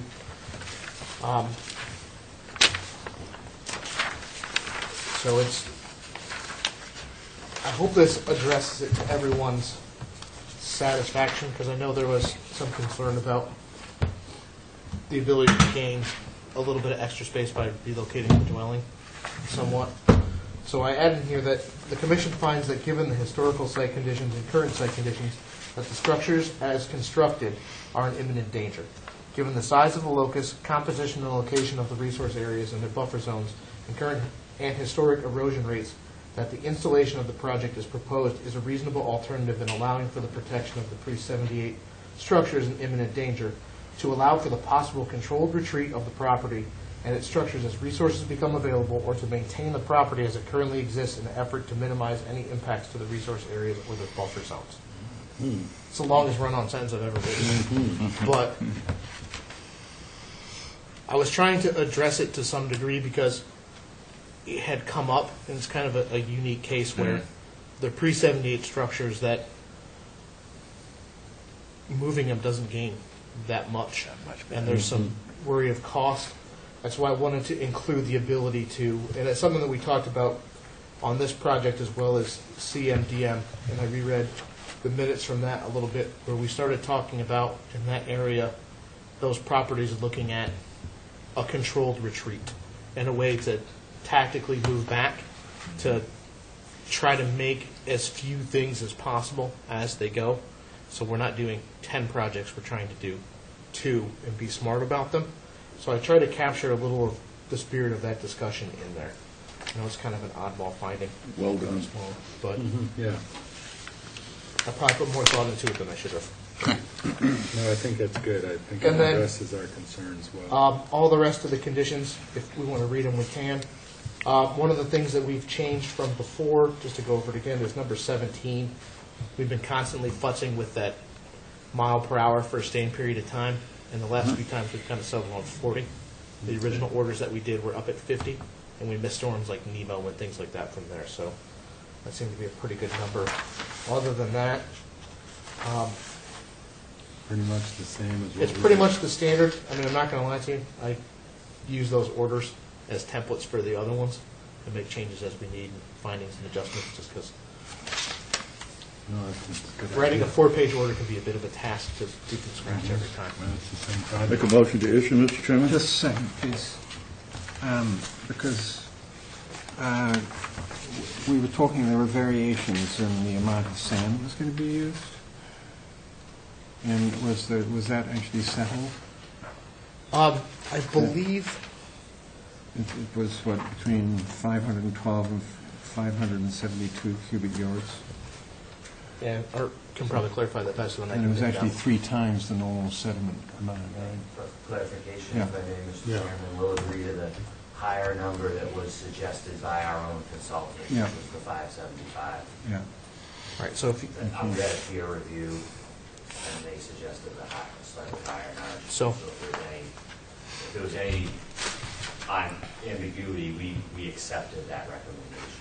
so if you want to memorialize it, it's certainly as simple as number 32 for the conditions could say. Sure.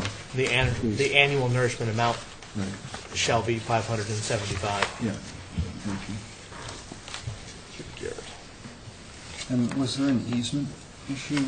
And I, being an Afton, thought there was.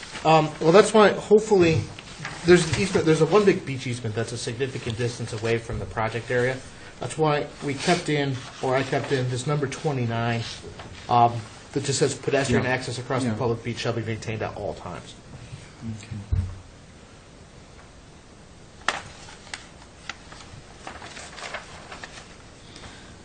I didn't want there to be any ambiguity in which times it has to be there, so I used all.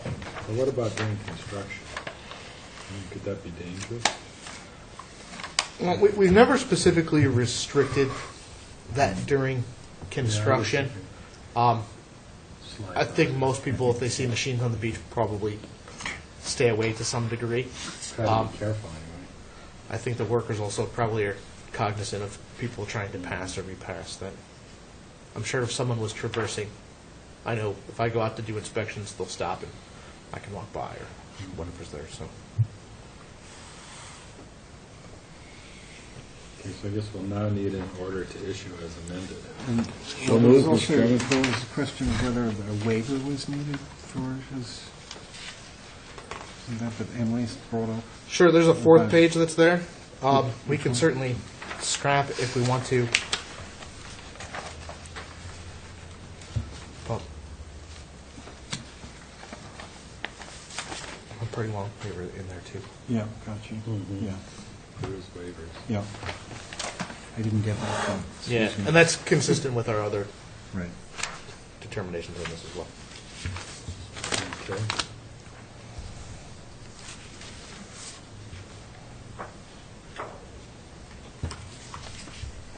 So are we ready? We have an active, Mr. Galati made a motion to move Do I it. have a second? I'll second. All in favor? Aye. Aye. Any opposed? That motion carries unanimously. There you go. There's that one. Okay, Fab Act 2 at 15 Loretta Lane. All right, so the order that's in here, again, my instructions were for the positive. I think we should go through it and discuss it. Again, it's our role to try to permit things and have that analysis. And if we go the other way, we can certainly discuss those things. This is kind of a unique order a little bit, again. The findings are a little shorter than the last order. But the important ones, I think, for our analysis here is number 2, that we're finding that the coastal bank is a vertical barrier to storm and flooding. So it doesn't include our normal finding that it's also a bank that contributes sediment. Number 4 there, that the commission finds that the structure is imminent danger. And then obviously number 5, that the structure is a coastal engineering structure. A lot of our conditions from there, I can go through them if you guys want.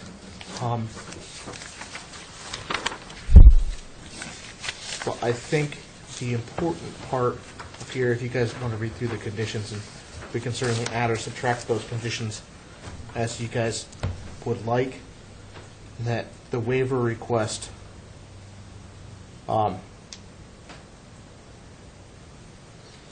the waiver request is kind of an interesting part, and I'll spare the top part here, but I have the little section here that I wrote, and I remember it before. It says, due to unique site constraints and site conditions, a coastal engineering structure is deemed an acceptable measure to control an erosion problem for this site in relation to the pre-1978 structure. Careful consideration was taken when determining the best available measure to control the erosion problem on the site, including maximizing the width of the beach, minimizing impact to the beach, determining the height of the structure, and determining the appropriate length of the structure to properly protect the pre-1978 structure and its necessary appurtenances. And then there's the standard language after that. But I wanted to put that in to discuss a little bit the uniqueness of the situation. I guess that this is a site where we're dealing with a structure that's 12 feet from the top of the bank with no possible retreat options that are there. We've already conducted an analysis on a separate project with the vertical bulkhead that was denied. And I think that in discussing that, I wanted to try to encapsulate some of those discussions into the waiver, so that way we're not looking back at this 2 years from now or a year from now and someone's coming in and saying, I qualify for that same structure because this one is a pretty unique situation. I think you'd be hard-pressed to find a bank that's of similar size and function and the imminent danger component of the building without any real available option. So from the instructions you gave me, I tried to encapsulate that. But I'm open to, obviously, any amendments, questions, suggestions. Well, I'm completely opposed to putting a revetment in, because I do think that it establishes a precedent, even though you certainly have phrased that in such a way to make it as far removed from precedent setting as possible. And I don't think other options have been explored sufficiently. And so I really would urge my fellow commissioners to consider asking the applicant to come forward with a less hard solution under the circumstances. So, Well, I think kind of along We've done that, actually. along that same line, maybe in some of this language in here, Jeff, we should again reiterate that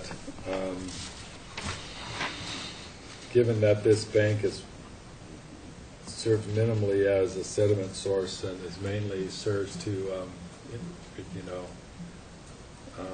protect from storm damage. Yeah, I think that may be something, now that I read it again, because there's the sentence in there that have the nourishment program will serve to mitigate loss of the bank sediment source, that maybe I'd like to strike that sentence and put in there that something that includes re-includes that finding of the bank as a buffer to, a vertical buffer to storms. Say, I think it would be due to unique, I would just cut that sentence out and say, due to unique site constraints and due to the function of the bank being for the purpose of a vertical buffer to storms, that a coastal engineering structure is deemed acceptable. I might add that in, if that makes sense. Because we did discuss a lot about how this site is really pretty unique, that it doesn't really provide.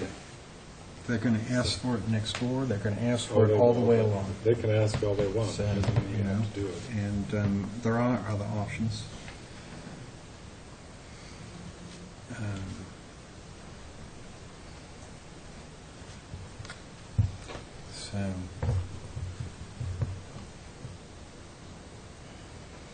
So in our review, our goal, obviously, like I said, is to look at conditions, and if the board doesn't feel there, we can certainly look at another option. We're ready to do that if necessary. Well, I think it's a classic case of, I'm sympathetic to what we're hearing here. Right? It's a classic case of the law is, we're on a peninsula law, and when we can't find other options that we think are reasonable, we sort of we're left with this. Mm-hmm. We've kind of been through the gamut here. Yeah. Well, it doesn't have to be, a permanent. It can be something as like cobblestones of different dimensions contained.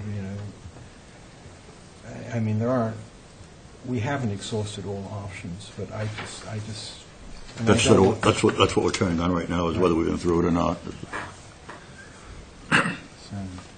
Well, again, we're prepared to go either way for whatever you guys wish to do. Did you write up a denial as well?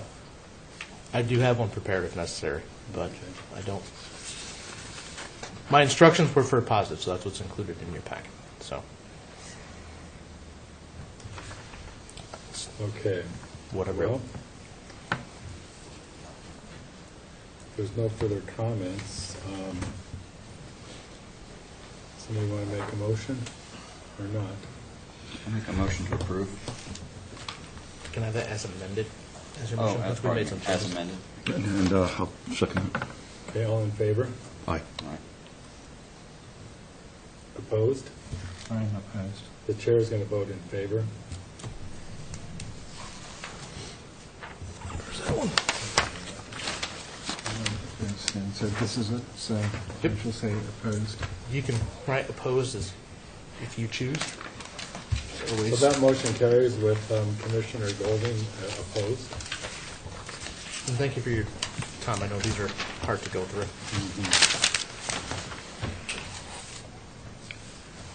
That's why you got to get paid the big dollars. Huge. And get to miss dinner and everything. Huge. All right, next one. Okay, that takes us to 101 Low Beach Road. Sure, so this was for, if you guys remember, this was the site design project that was for the maintenance and modification of that driveway that kind of snaked back on that lot, that kind of wove in between some wetlands through the 25 and the 50. The modifications are all in areas that don't really, the modification of the configuration were in areas that don't really require waivers. The waiver that was proposed was for some regrading within the 25 in a couple spots. So I included the conditions that along the limit of work, it wasn't necessarily shown on the plan very clearly, so that the silt fencing is to be installed, and then that the areas that they're proposing to regrow, where they're going to be abandoning the old driveway, that they provide us photographs for a period of 3 years or until it starts issued for the beginning and the end of the growing season. It's easier for me to read that out loud. Well, that's all I really came up with. I do have all the plans and stuff with it. If people would like to see them, if that would be helpful. I think this seemed like pretty reasonable. Yeah. And the waiver again was requested under. I'll second the move to issue. All in favor? Aye. Any opposed? That motion carries unanimously.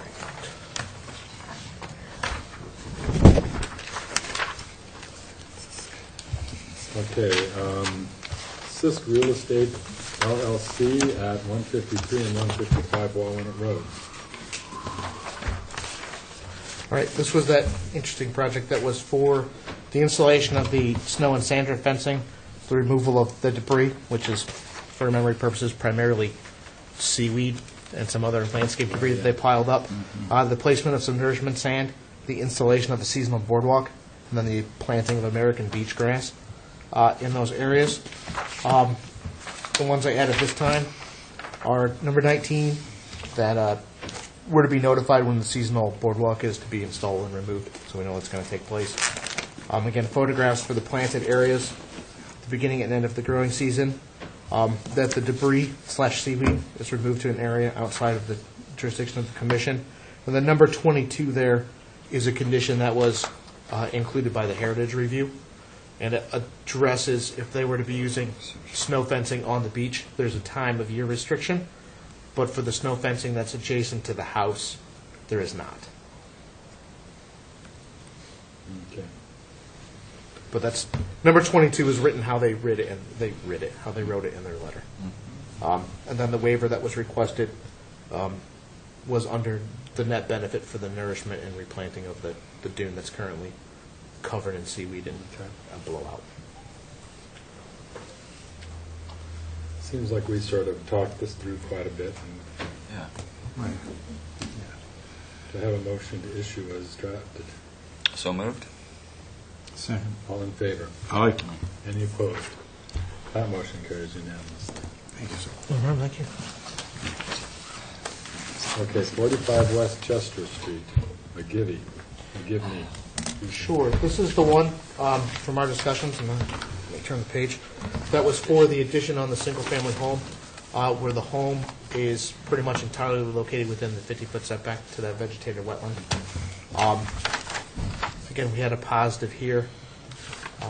The conditions I have, again, are for silt fencing, and then that no materials are to be stored within the 50-foot setback. But there's space to store that's kind of within the driveway and the very front area. I know we discussed this at pretty good length as well. But if the plans would be local again, I'd be happy to get them out for people. Well, to me, this was one of those interesting ones of clearly work in an area where we normally would not allow it, but on this site, it's sort of sitting back. Very developed. Yeah, it's developed, and it's sort of back behind the existing house already, and I don't see how it impacts the wetland itself. And I guess that's the crux of the issue for all these is Yeah. the impacts and whether or not the Between two conditions are buildings. Yeah. mitigating those. Developed lawn.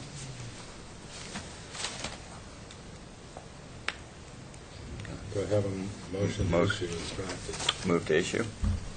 Second. All in favor? Aye. Aye. Any opposed? That motion carries unanimously. Okay, Squam Family Nominee Trust, 50 Squam Road. Oh, yeah, stop, sorry about that. So I have an interesting finding on this one. If you guys remember, this was for the property for the removal of a structure that was approximately 30 feet from the wetland area, a standalone structure. That's to be pulled out, and then an addition to be put on that home that's greater than 38 feet away, the square footage about the same. The one thing that I have in here that's a little different than normal is there's this additional finding number 2, that I just put the commission finds that the invasive species work on the plan of record is to be done in accordance with Order of Conditions DEP file number SE 48-2051.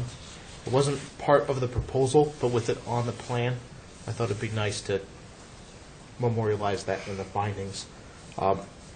Other than that, I have a little bit extra in the waiver request here. I don't have any fancy conditions, but in the waiver, the sentence that's not normally there is, the commission finds that the project as proposed, with the removal of an independent structure located within the 50-foot setback and the increased separation from any structure to the resource area, will provide a long-term net benefit to the resource area, to kind of encapsulate that removal of the thing there Right. and moving it further away.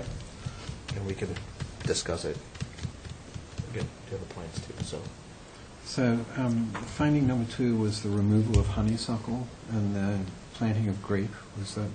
No, it was the removal of honeysuckle. The replanting work, That's, in front of me, is the replanting work was more native. I don't believe that they'd be willingly planting grape. I think grape will be there soon enough with it. It'll become a problem. But if you remember, that order was kind of that strange order that it was an approval for the invasive species work and a denial for other work. It was kind of a weird, permit. But the applicant indicated they were willing to do that invasive species work in accordance with the conditions laid forth by that order. And it was noted on the plan, so. And this is another strange one, but Yeah. it's probably a net benefit, but not a huge one. Not a huge one. Definitely was smaller than what they originally wanted, I guess. Yeah.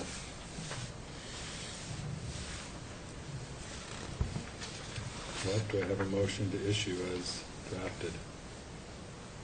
I'll move to motion to issue as drafted. All in favor? Aye. Aye. Opposed? That motion carries unanimously. Okay, McHugh at 26 Western Ave. All right. Thank you.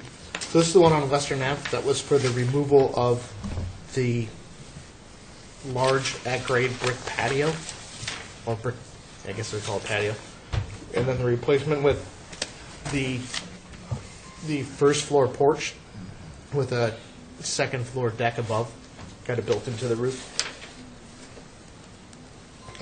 In the buffer zone to what's a local coastal bank, and it butts to coastal dune field. This is Western Ave, so this is where the actual dune line and the water line is probably about 600 to 650 feet away from the base of this local bank. It does require waivers again. I know the discussion that was there when I reviewed it kind of discussed what Andy had mentioned earlier, that we're having difficulty finding what the adverse impact would be from moving development further from the bank and kind of consolidating it. So I tried to capture that with the waiver request and the conditions that are there. Well done.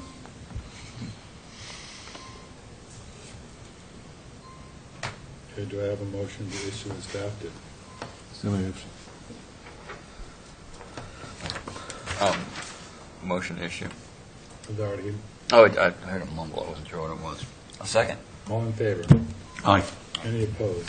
I shall enunciate more clearly. Sorry. That I jumped the motion gun on there carries- too, and I floated it in front of you. I mean, God, Grunts and moans. That motion carries unanimously. All right. I prepared the last two here. We closed these tonight, so if for whatever reason Okay, Rabbit Run. we feel that they're really jerky, we do have some yeah. time. We're not forced to issue these tonight, but I prepared them from our discussions last time. So Abrams Point, that was the one we closed this evening. That deals with the replacement in kind for the bulkhead at 30 Rabbit Run Road. There are a lot of the conditions that we've done before for similar types of projects.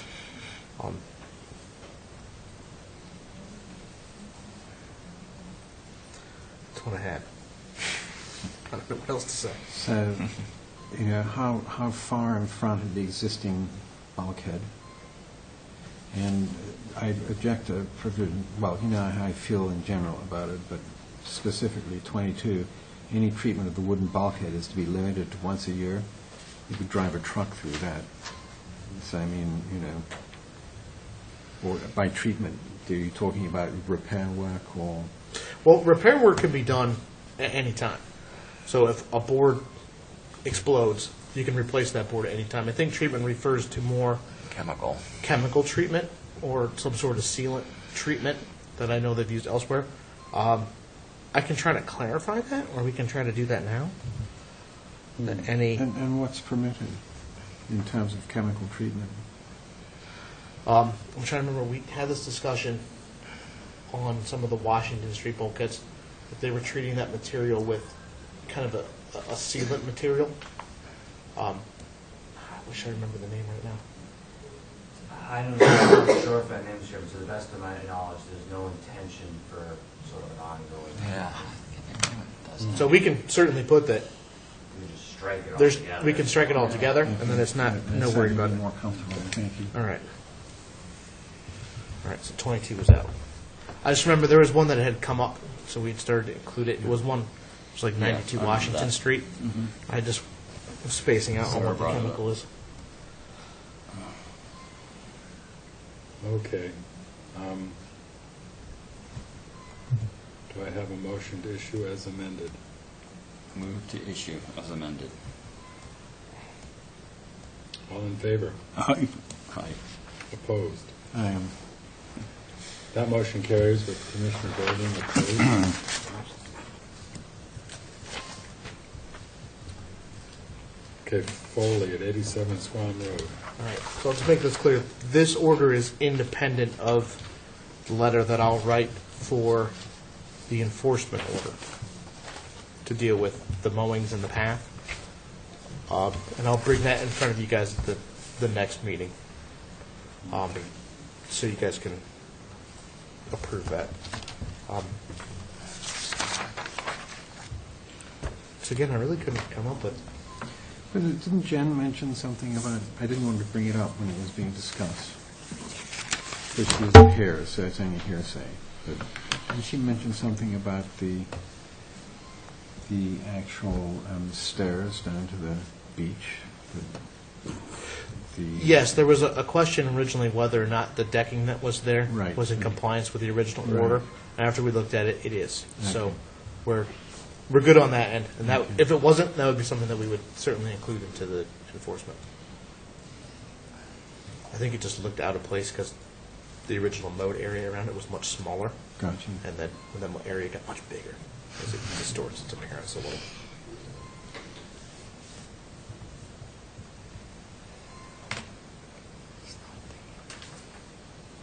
Okay. So anything to change on this? Do I have a motion to issue as drafted? Sure. Second. All in favor? Aye. Any opposed? That motion carries unanimously. A little variety there. Okay, that's those. Why not? All right, the last one then, Mr. Chairman, I'm just going to steal your thunder here. The Point Breeze LLC, 69 Easton Street. I've kind of an interesting update with this one. This is one, if you guys remember, stemmed from an enforcement action originally on 69 Easton Street. 69 Easton Street abuts our most favoritist lot at 2 North Beach Street. Oh, yeah. So that this order was originally appealed, and last week on Thursday, The court dismissed that appeal and upheld the order. The only bad news is, in the short term that was under appeal, someone lost the original order of conditions. So they've asked us to reissue that so they can put it on record. But it was upheld essentially by court, so that's always good for us. So we just need to reissue it. I'll just let everyone know I looked at the vote. Everyone vote in favor. It was unanimous. So there wasn't anyone that voted opposed. So moved, Mr. Chairman. Second. All in favor? Aye. Any opposed? That motion carries unanimously problem. again. Now we're cruising. Okay, other discussions of closed? We didn't close too many. No, because we issued the ones we did. Oh, okay. And I think I'm pretty straightforward on Boynton at 141 Walwinet Road. That was the septic replacement. That's We pretty had to put straightforward. that together. And I don't think there was other ones that we wanted any orders for. So the order of conditions section next time is going to be too short. So we cleaned it Okay. up. Maybe. Okay, so ready to move on to other business then. CPC report, They haven't met. NP and EDC, In a meeting, but nothing to report. mosquito control, Sarah's not here. Coastal management plan, Sarah's not here. Anything else? Commissioners' comments. Just one brief thing. I think by the time of our next site visit, we'll be into daylight savings time, won't we? Yes, we changed this weekend. So we'll go to 4 o'clock This one. Yes. instead of 3? Okay.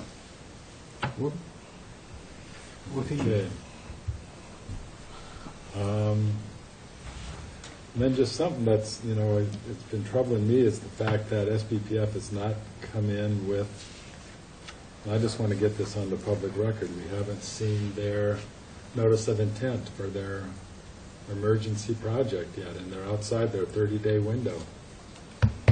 And it's just, I guess, I wonder if we should Well, just let I them know think, that we need to have something come in, or they need to present. yeah, well, maybe this is a good time to have this discussion, because I think there was some thought, and maybe there's some confusion from both parties here, that the notice that the town and Wisconsin had filed together for the original geotube was that notice, or if they needed to file something new and separate. That may be the point of confusion. If you guys think it should be separate, I'm sure we can try to get that put together. Or if the notice that's in front of you that's active, that they've changed from geotubes to hybrid to geotubes to multiple things, constitutes that notice of intent. How many hearings? That may be something that's good to, on the hearing on the 19th, when that's back in front of us, to officially memorialize as a group, one way or the other, for what that is. Because they do have an open notice for some of that work that's there, that they're amending and they're changing. I think they believe that that notice is the notice that needed to satisfy the emergency. Okay. I can try to clarify that with them. We had a little bit of a matrix or something, one of our last, there's a number of open hearings, are there not? There are two open hearings. There's the Soul Sconset project, which is the rock revetment hearing, which we haven't heard in a very long time. Yeah. And then there's the open joint application between the town and SBPF, which right now, the design that is most current that we hold is they submitted the as-built of the geotubes as part of that, and the previous design for that was the hybrid system that they submitted design plans for. I would think that at some point there would be a clarification on the final design, and I would hope that that would come in the form of stamped engineered plans from the applicant in that would be case. nice, yeah. And it was the same applicant for the emergency? Correct. So it The was same town applicant and for the Wisconsin emergency Beach. for the geotubes that are there is the town and Wisconsin Beach Preservation Fund. And so they're of the mind that they're folding it into their open Correct. notice before us? That's what I believe. I can verify that with them or try to have them clarify that in writing, if that would be helpful. So we haven't actually put any final conditions to it. That is correct. So they could keep it open indefinitely in order to avoid any final conditions. Well, ultimately, I mean, there comes a point when I know our process is primarily applicant-driven, but there comes a point where, obviously, you don't feel that you're getting information that's necessary to continue. You're not getting the information you ask for. Obviously, the commission has the ability to essentially draw the line in the sand and say, if we don't have all the information we ask for by the next hearing, we're not getting it on a timely basis. I mean, you can kind of force it along. I mean, that's certainly an option.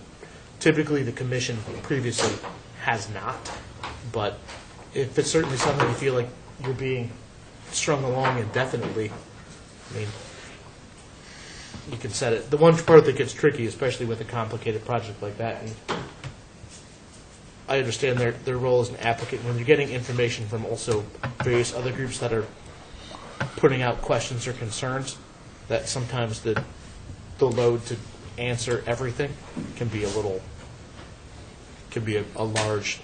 rock. Yeah, it's probably up to us to focus it into what do we want to hear. Exactly. What do we need to get?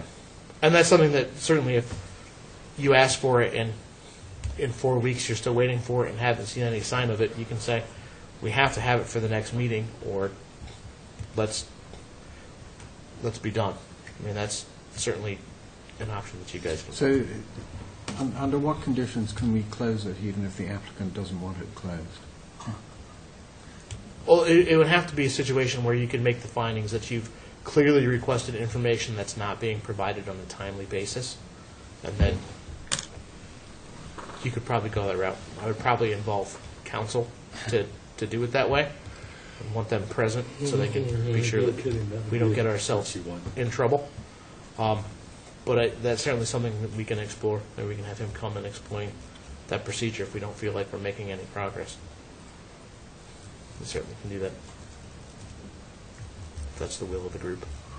I wouldn't like to retire with this still being open. So. No, and I don't want it to start pushing into new commissioners and things like that, you know? That just sounds like, oh, God, not again. Well, I'll get to that next when we get down to my part. So. Okay, anything else from the commission? Okay. I don't know, Mr. Chairman, where do you want to, at what point you want to just take up what I tossed some thoughts on the table and sent a memo around to the Hopefully everyone found that in the back of the packet. memo? Commission about seeing what we can do about, Timing.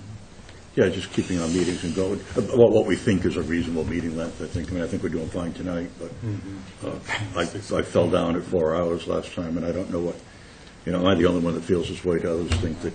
I think you are. I think, perhaps nap time. I don't really enjoy going after 8. Well, no, none of us do. Are you talking about having meetings, every week? No, I know. So I'm I saying, mean, as long as it doesn't happen too often. I mean, it seems like. I didn't get your memo, Mike. It's on page 94 of 100, as it starts there. Well, I understand, I mean, because I know we start to get kind of slapdash and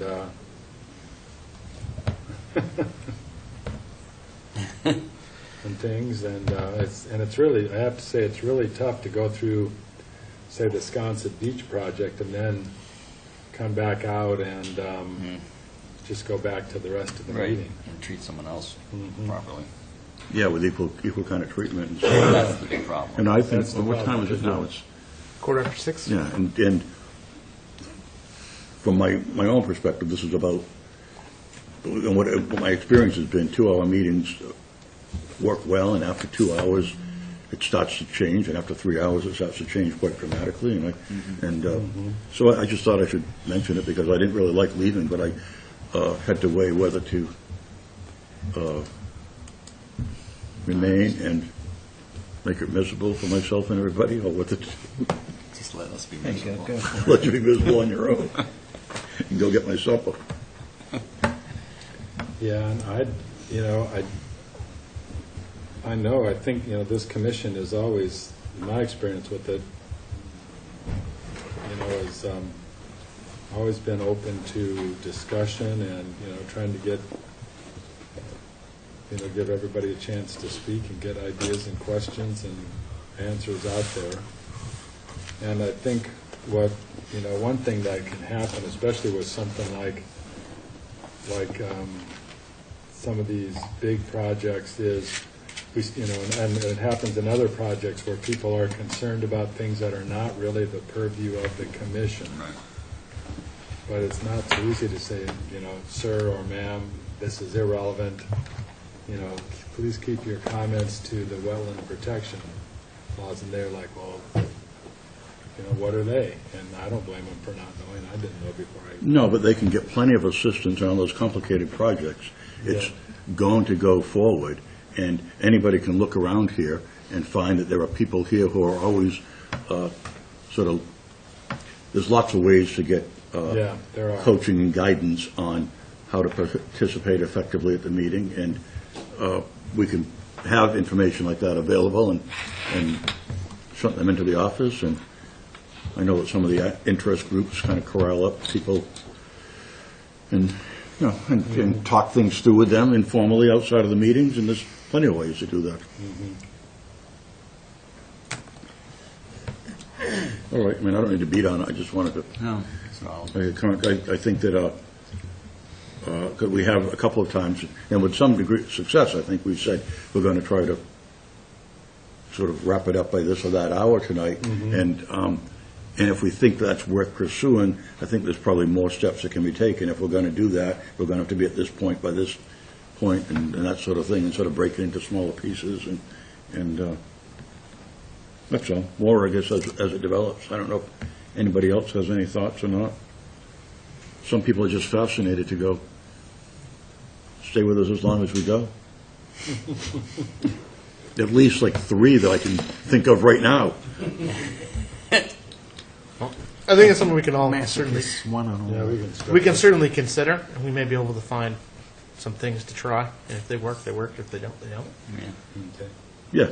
Because I'll be the first to say I don't think any of us like to stay past a certain point. So It Unless does you're get really, counterproductive. really Luckily, tough. it's mostly just the bluff projects that seem to hold us late. yeah. Well, I think that's true, but also I think, and that's because for whatever reason, there's a lot of public interest in that, and some other kind of project could come along Same any fact. time where there's going to be a lot of public interest, and I personally wonder whether we ought to schedule more sort of separate Meetings. sessions for those sorts of things. But Well, I think there are some advantages to that. I mean, it does stay focused on that topic, and then the people that are here, the people I feel sorry for are the people that are here for other projects that have to sit through all of that don't really have an interest in it. Yeah. yeah, I ran into somebody in the hall last week who left before I did and said, I so wanted to be here for this and such, and I just, I just can't do it. I can't drive. It gets this dark. I get this and that, and I just have to leave. And so sat here for, I don't know, I think they were here for 3 hours, and just didn't, and it was frustrating. Enough on that if you...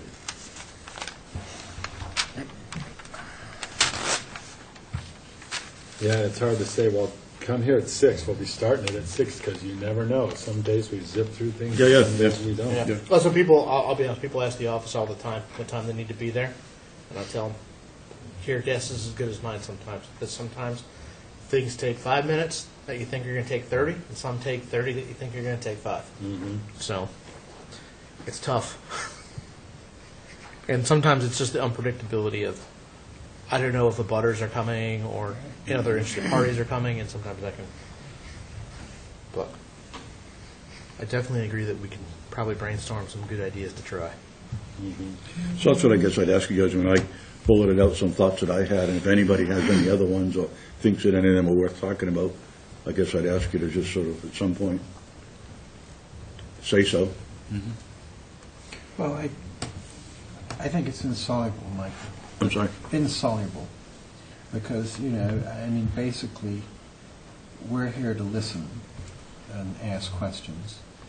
And so short of having additional meetings or... Well, for instance, yeah. Yeah. We choose to meet twice a month. We do. Yeah. And I think sometimes it is worth having that extra wind stay. Yeah. Well, and we did that for SPPF on a number of occasions. Yes, yeah. I really liked it better when they brought treats on those meetings. Well, I mean, that's certainly something, when we have something like that, I mean, we can certainly discuss doing that. I know that can be an equal as grind to stay till 8:30 as to having to meet Yeah. every week. So, and the other problems with meeting every week that we run into on occasion is attendance can get a little dicier. It will. So that's kind of the other side of the sword on that one. And yeah, you can't miss too many meetings, as we all know, Right. so. Can't miss two on the same one, or you're out, which is weird, but it's weird you can miss one and read back in and watch it. Okay, so this meeting's supposed to be over by 6:30, right? So Yeah, we've so got let's 8 get on with minutes. Jeff. All right, I don't have a lot. We already covered the Foley enforcement, so that makes it really easy. The other one, and I'm guessing it's happened by now, knowing where they are in the agenda downstairs. For those who don't know in this room, Leslie tendered her resignation to the Board of Selectmen and will no longer be serving on the commission. I'm assuming they accepted that. So I'm going to try to get the Board of Selectmen to try to get a replacement as quick as possible prior to the normal July 1st deadline. I don't want us to run with 6 from essentially the first week of March to July. I think that is problematic at times. Can they appoint people without a due process? Well, they have to have the same application process. You'd have to advertise it and put it in. Yeah. Then the question of whether or not that person would essentially fill the remainder of Leslie's term, or Which is still a 2 year, she's still got 2 years and the months to get from now until July, Yeah. or whether or not you would have someone that fills in the interim. They appoint 3 this July, with one of those seats only being a 2-year seat to get it back on the correct cycle and time of the 2-3-2. So, Well, I know there's somebody who's interested, I can't remember her name, though. so. Another masochist. So for those who know anyone that may or may not be interested, please, after I verify that the selectmen accepted that, I can't imagine why they wouldn't, please pass the word around that we may be looking for applicants that would like to sit here for 4.5 hour meetings. So with that, the only other one I wanted to bring up tonight, it's kind of a follow-up on an enforcement that's been kind of ongoing. We issued an enforcement quite some time ago on 25 Wall Street for some unpermitted retaining walls and fill within the flood zone that was there. That was out in Warwick. Though it's on Wall Street, it's down in the Brent Point area. Wall Street runs parallel to Holbert Ave. Right. That's the place I think I reported at one point. They told me that their stone walls were removed and they covered them up with mulch. Yeah. They have taken zero action. Their attorney has spoken to them, and they've taken zero action. Their consultant has spoken to them. They've taken no action. I have tried to get in touch with them via various means of communication, and nothing is happening. Nice. Sounds like fine time. That's what I was going to propose, that if it's the will of the board, I'll put together a proposed fining bracket for them to bring to the next meeting. For those of you who don't know, our maximum fine is $300 per violation per day.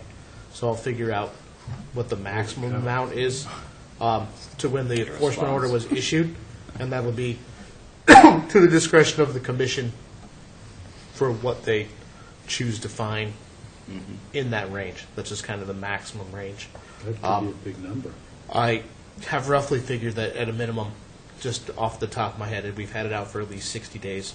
And if you went with the maximum amount, that would be $18,000. So So, expensive retaining wall. and that still doesn't exempt them from having to comply to the enforcement. So, But surely you have to inform them when you're, That would be the inform. well, they would get issued a citation. right. Yeah. So, but it's not retroactive. So in other words, the citation would start, the fine would start on the day the citation is issued. No, the fine would start on the day that the enforcement action was issued. Because they've been notified that they're not in compliance. And they've been ordered to take restorative work, and they've failed to do so. I'm not saying that we should go with the maximum amount, but I think, with your permission, I'll put together the stuff necessary to do it, and we can discuss it as a group. So have they decide what to been, do. has their lawyer told them that they're facing this? Yes. The goal is to get compliance and Correct. response and get people in front of us. Yeah. And just hearing that right now, and maybe, this can wait to some degree. My own inclination would be to start off easy, just as Commissioner Golding was saying, so from this point forward, you're on notice that this is where we are, and just continue to ratchet it. We could certainly do that. I mean, if it's the will at this point, I'd be happy to send out a letter of notice that just says, at the meeting on the 5th, the commission decided to give you the final warning that if the site isn't, I think we should do that. We're gonna the discuss site isn't in fines. compliance within or on its way to compliance by Right. a certain date, we can start and say, I don't know, I disagree, because what we're basically telling people is if you get an enforcement order, you can ignore it for months. And then when we get really pissed off, then we'll, Well, Really, the we point, shouldn't the point, I think, is to avoid that last part about make it an emotional response when somebody's irritated, and just make it like policy, a graduated, kind of continue to bring them along. The ultimate goal is not really to punish somebody. I don't know if that's our role. The ultimate goal is to get compliance and protect the resource areas. And I would just, I just caution, I'm not opposed to great big Mondo fine if they continue to just ignore it. But I think we want to be measured in our approach to it. So could you send them a registered letter? yeah, I mean, everything we send goes out certified for Okay. enforcement. I'm all for continuing to crank it up on them, Mr. Chairman. I'm not at all saying, Right. let's let them off the hook. Well, if you'd like, I mean, we can split the difference. I can let them know that if it's either not on its way to compliance or there, that we'll view the fine from the date of the enforcement. I can certainly set that up, and that leaves the window to go back in there and lets them know that it's coming. Yeah, let them know it's on the agenda, that we're going to be talking about the fines. Sure, I can do And we that. have wide latitude, and you can't tell where we're going to go. I mean, I can Obviously, certainly we let them have know that at different the hearing on the 19th, we're going to be discussing a fine for their property. Yeah. And then they can respond accordingly to their, if some about registered, and if they appear and we decide to issue out a $0 fine or $5,000 fine, you can certainly do that at their discretion. They know what's coming. Then at least they're not caught by surprise. Although the order probably has wording in it, doesn't, that says that there's a fine potential. Yes. So all of that stuff is there. I'll put it So in. they've That's it, been everybody- served with technically that, they've so already they're well told aware us that that they're. The enforcement order That's that true. we sent them goes via certified mail. That's true. And I just that- don't think you want to let it No, go. I So I'm they certain have been amount of time formally that camera comes notified down. that their tardiness to respond has exposed them Yeah, you're to not the getting away with it. possibility of being You're coming fined into at the rate of Yes. $300 a day. Well, it doesn't specify the exact amount, Okay. but I know that their attorney has explained to them that fining is an option under the bylaw. Yeah. So we can't issue a state fine. It's not our ability. The state would have to, but we could issue under our local provision. Well, The commission's only done it, I think, 2 other times ever. So it's not something that's super common. It's not a Well, big just wall seems- either, is it? It's like ridiculous. Well, Well, there's, that's the thing. it's kind of a- known that they've been pouring oil into a well, wetland. it's a site that, truth be told, is, it's got multiple areas that are not in compliance. Right. It has a few retaining walls and some terracing and some filling. it's a very sensitive area. It- though, Well, I as understand far as- that, I'm just saying. It's kind of a, Kind of ridiculous. in enforcement words, it's kind of the death by 1,000 paper cuts, where it's not one simple thing. It's this, plus this, plus this, plus this. Right. And really the part that's difficult is, I mean, I think compared to some of the other enforcements we've had in the last couple of years where the Foleys here the first night, even CMDM and the 87 Eel Point Road, they received their enforcements for their coastal engineering structure they installed, and they appeared immediately. Right. These folks have taken 0 action in a great period of time. Great period of time. Most people check with their lawyer and realize what they gotta Well, get Well, I there. have to go because it's 1 minute after 6:30. You yes. done, Jeff? So, yep, So we're good. bad. Okay, that's it. Do I have a motion to close? Thank you. Or listen to close by unanimous consent. Thanks for coming. Thanks, everybody. Were we scheduled for 6:30? We see Yeah. it.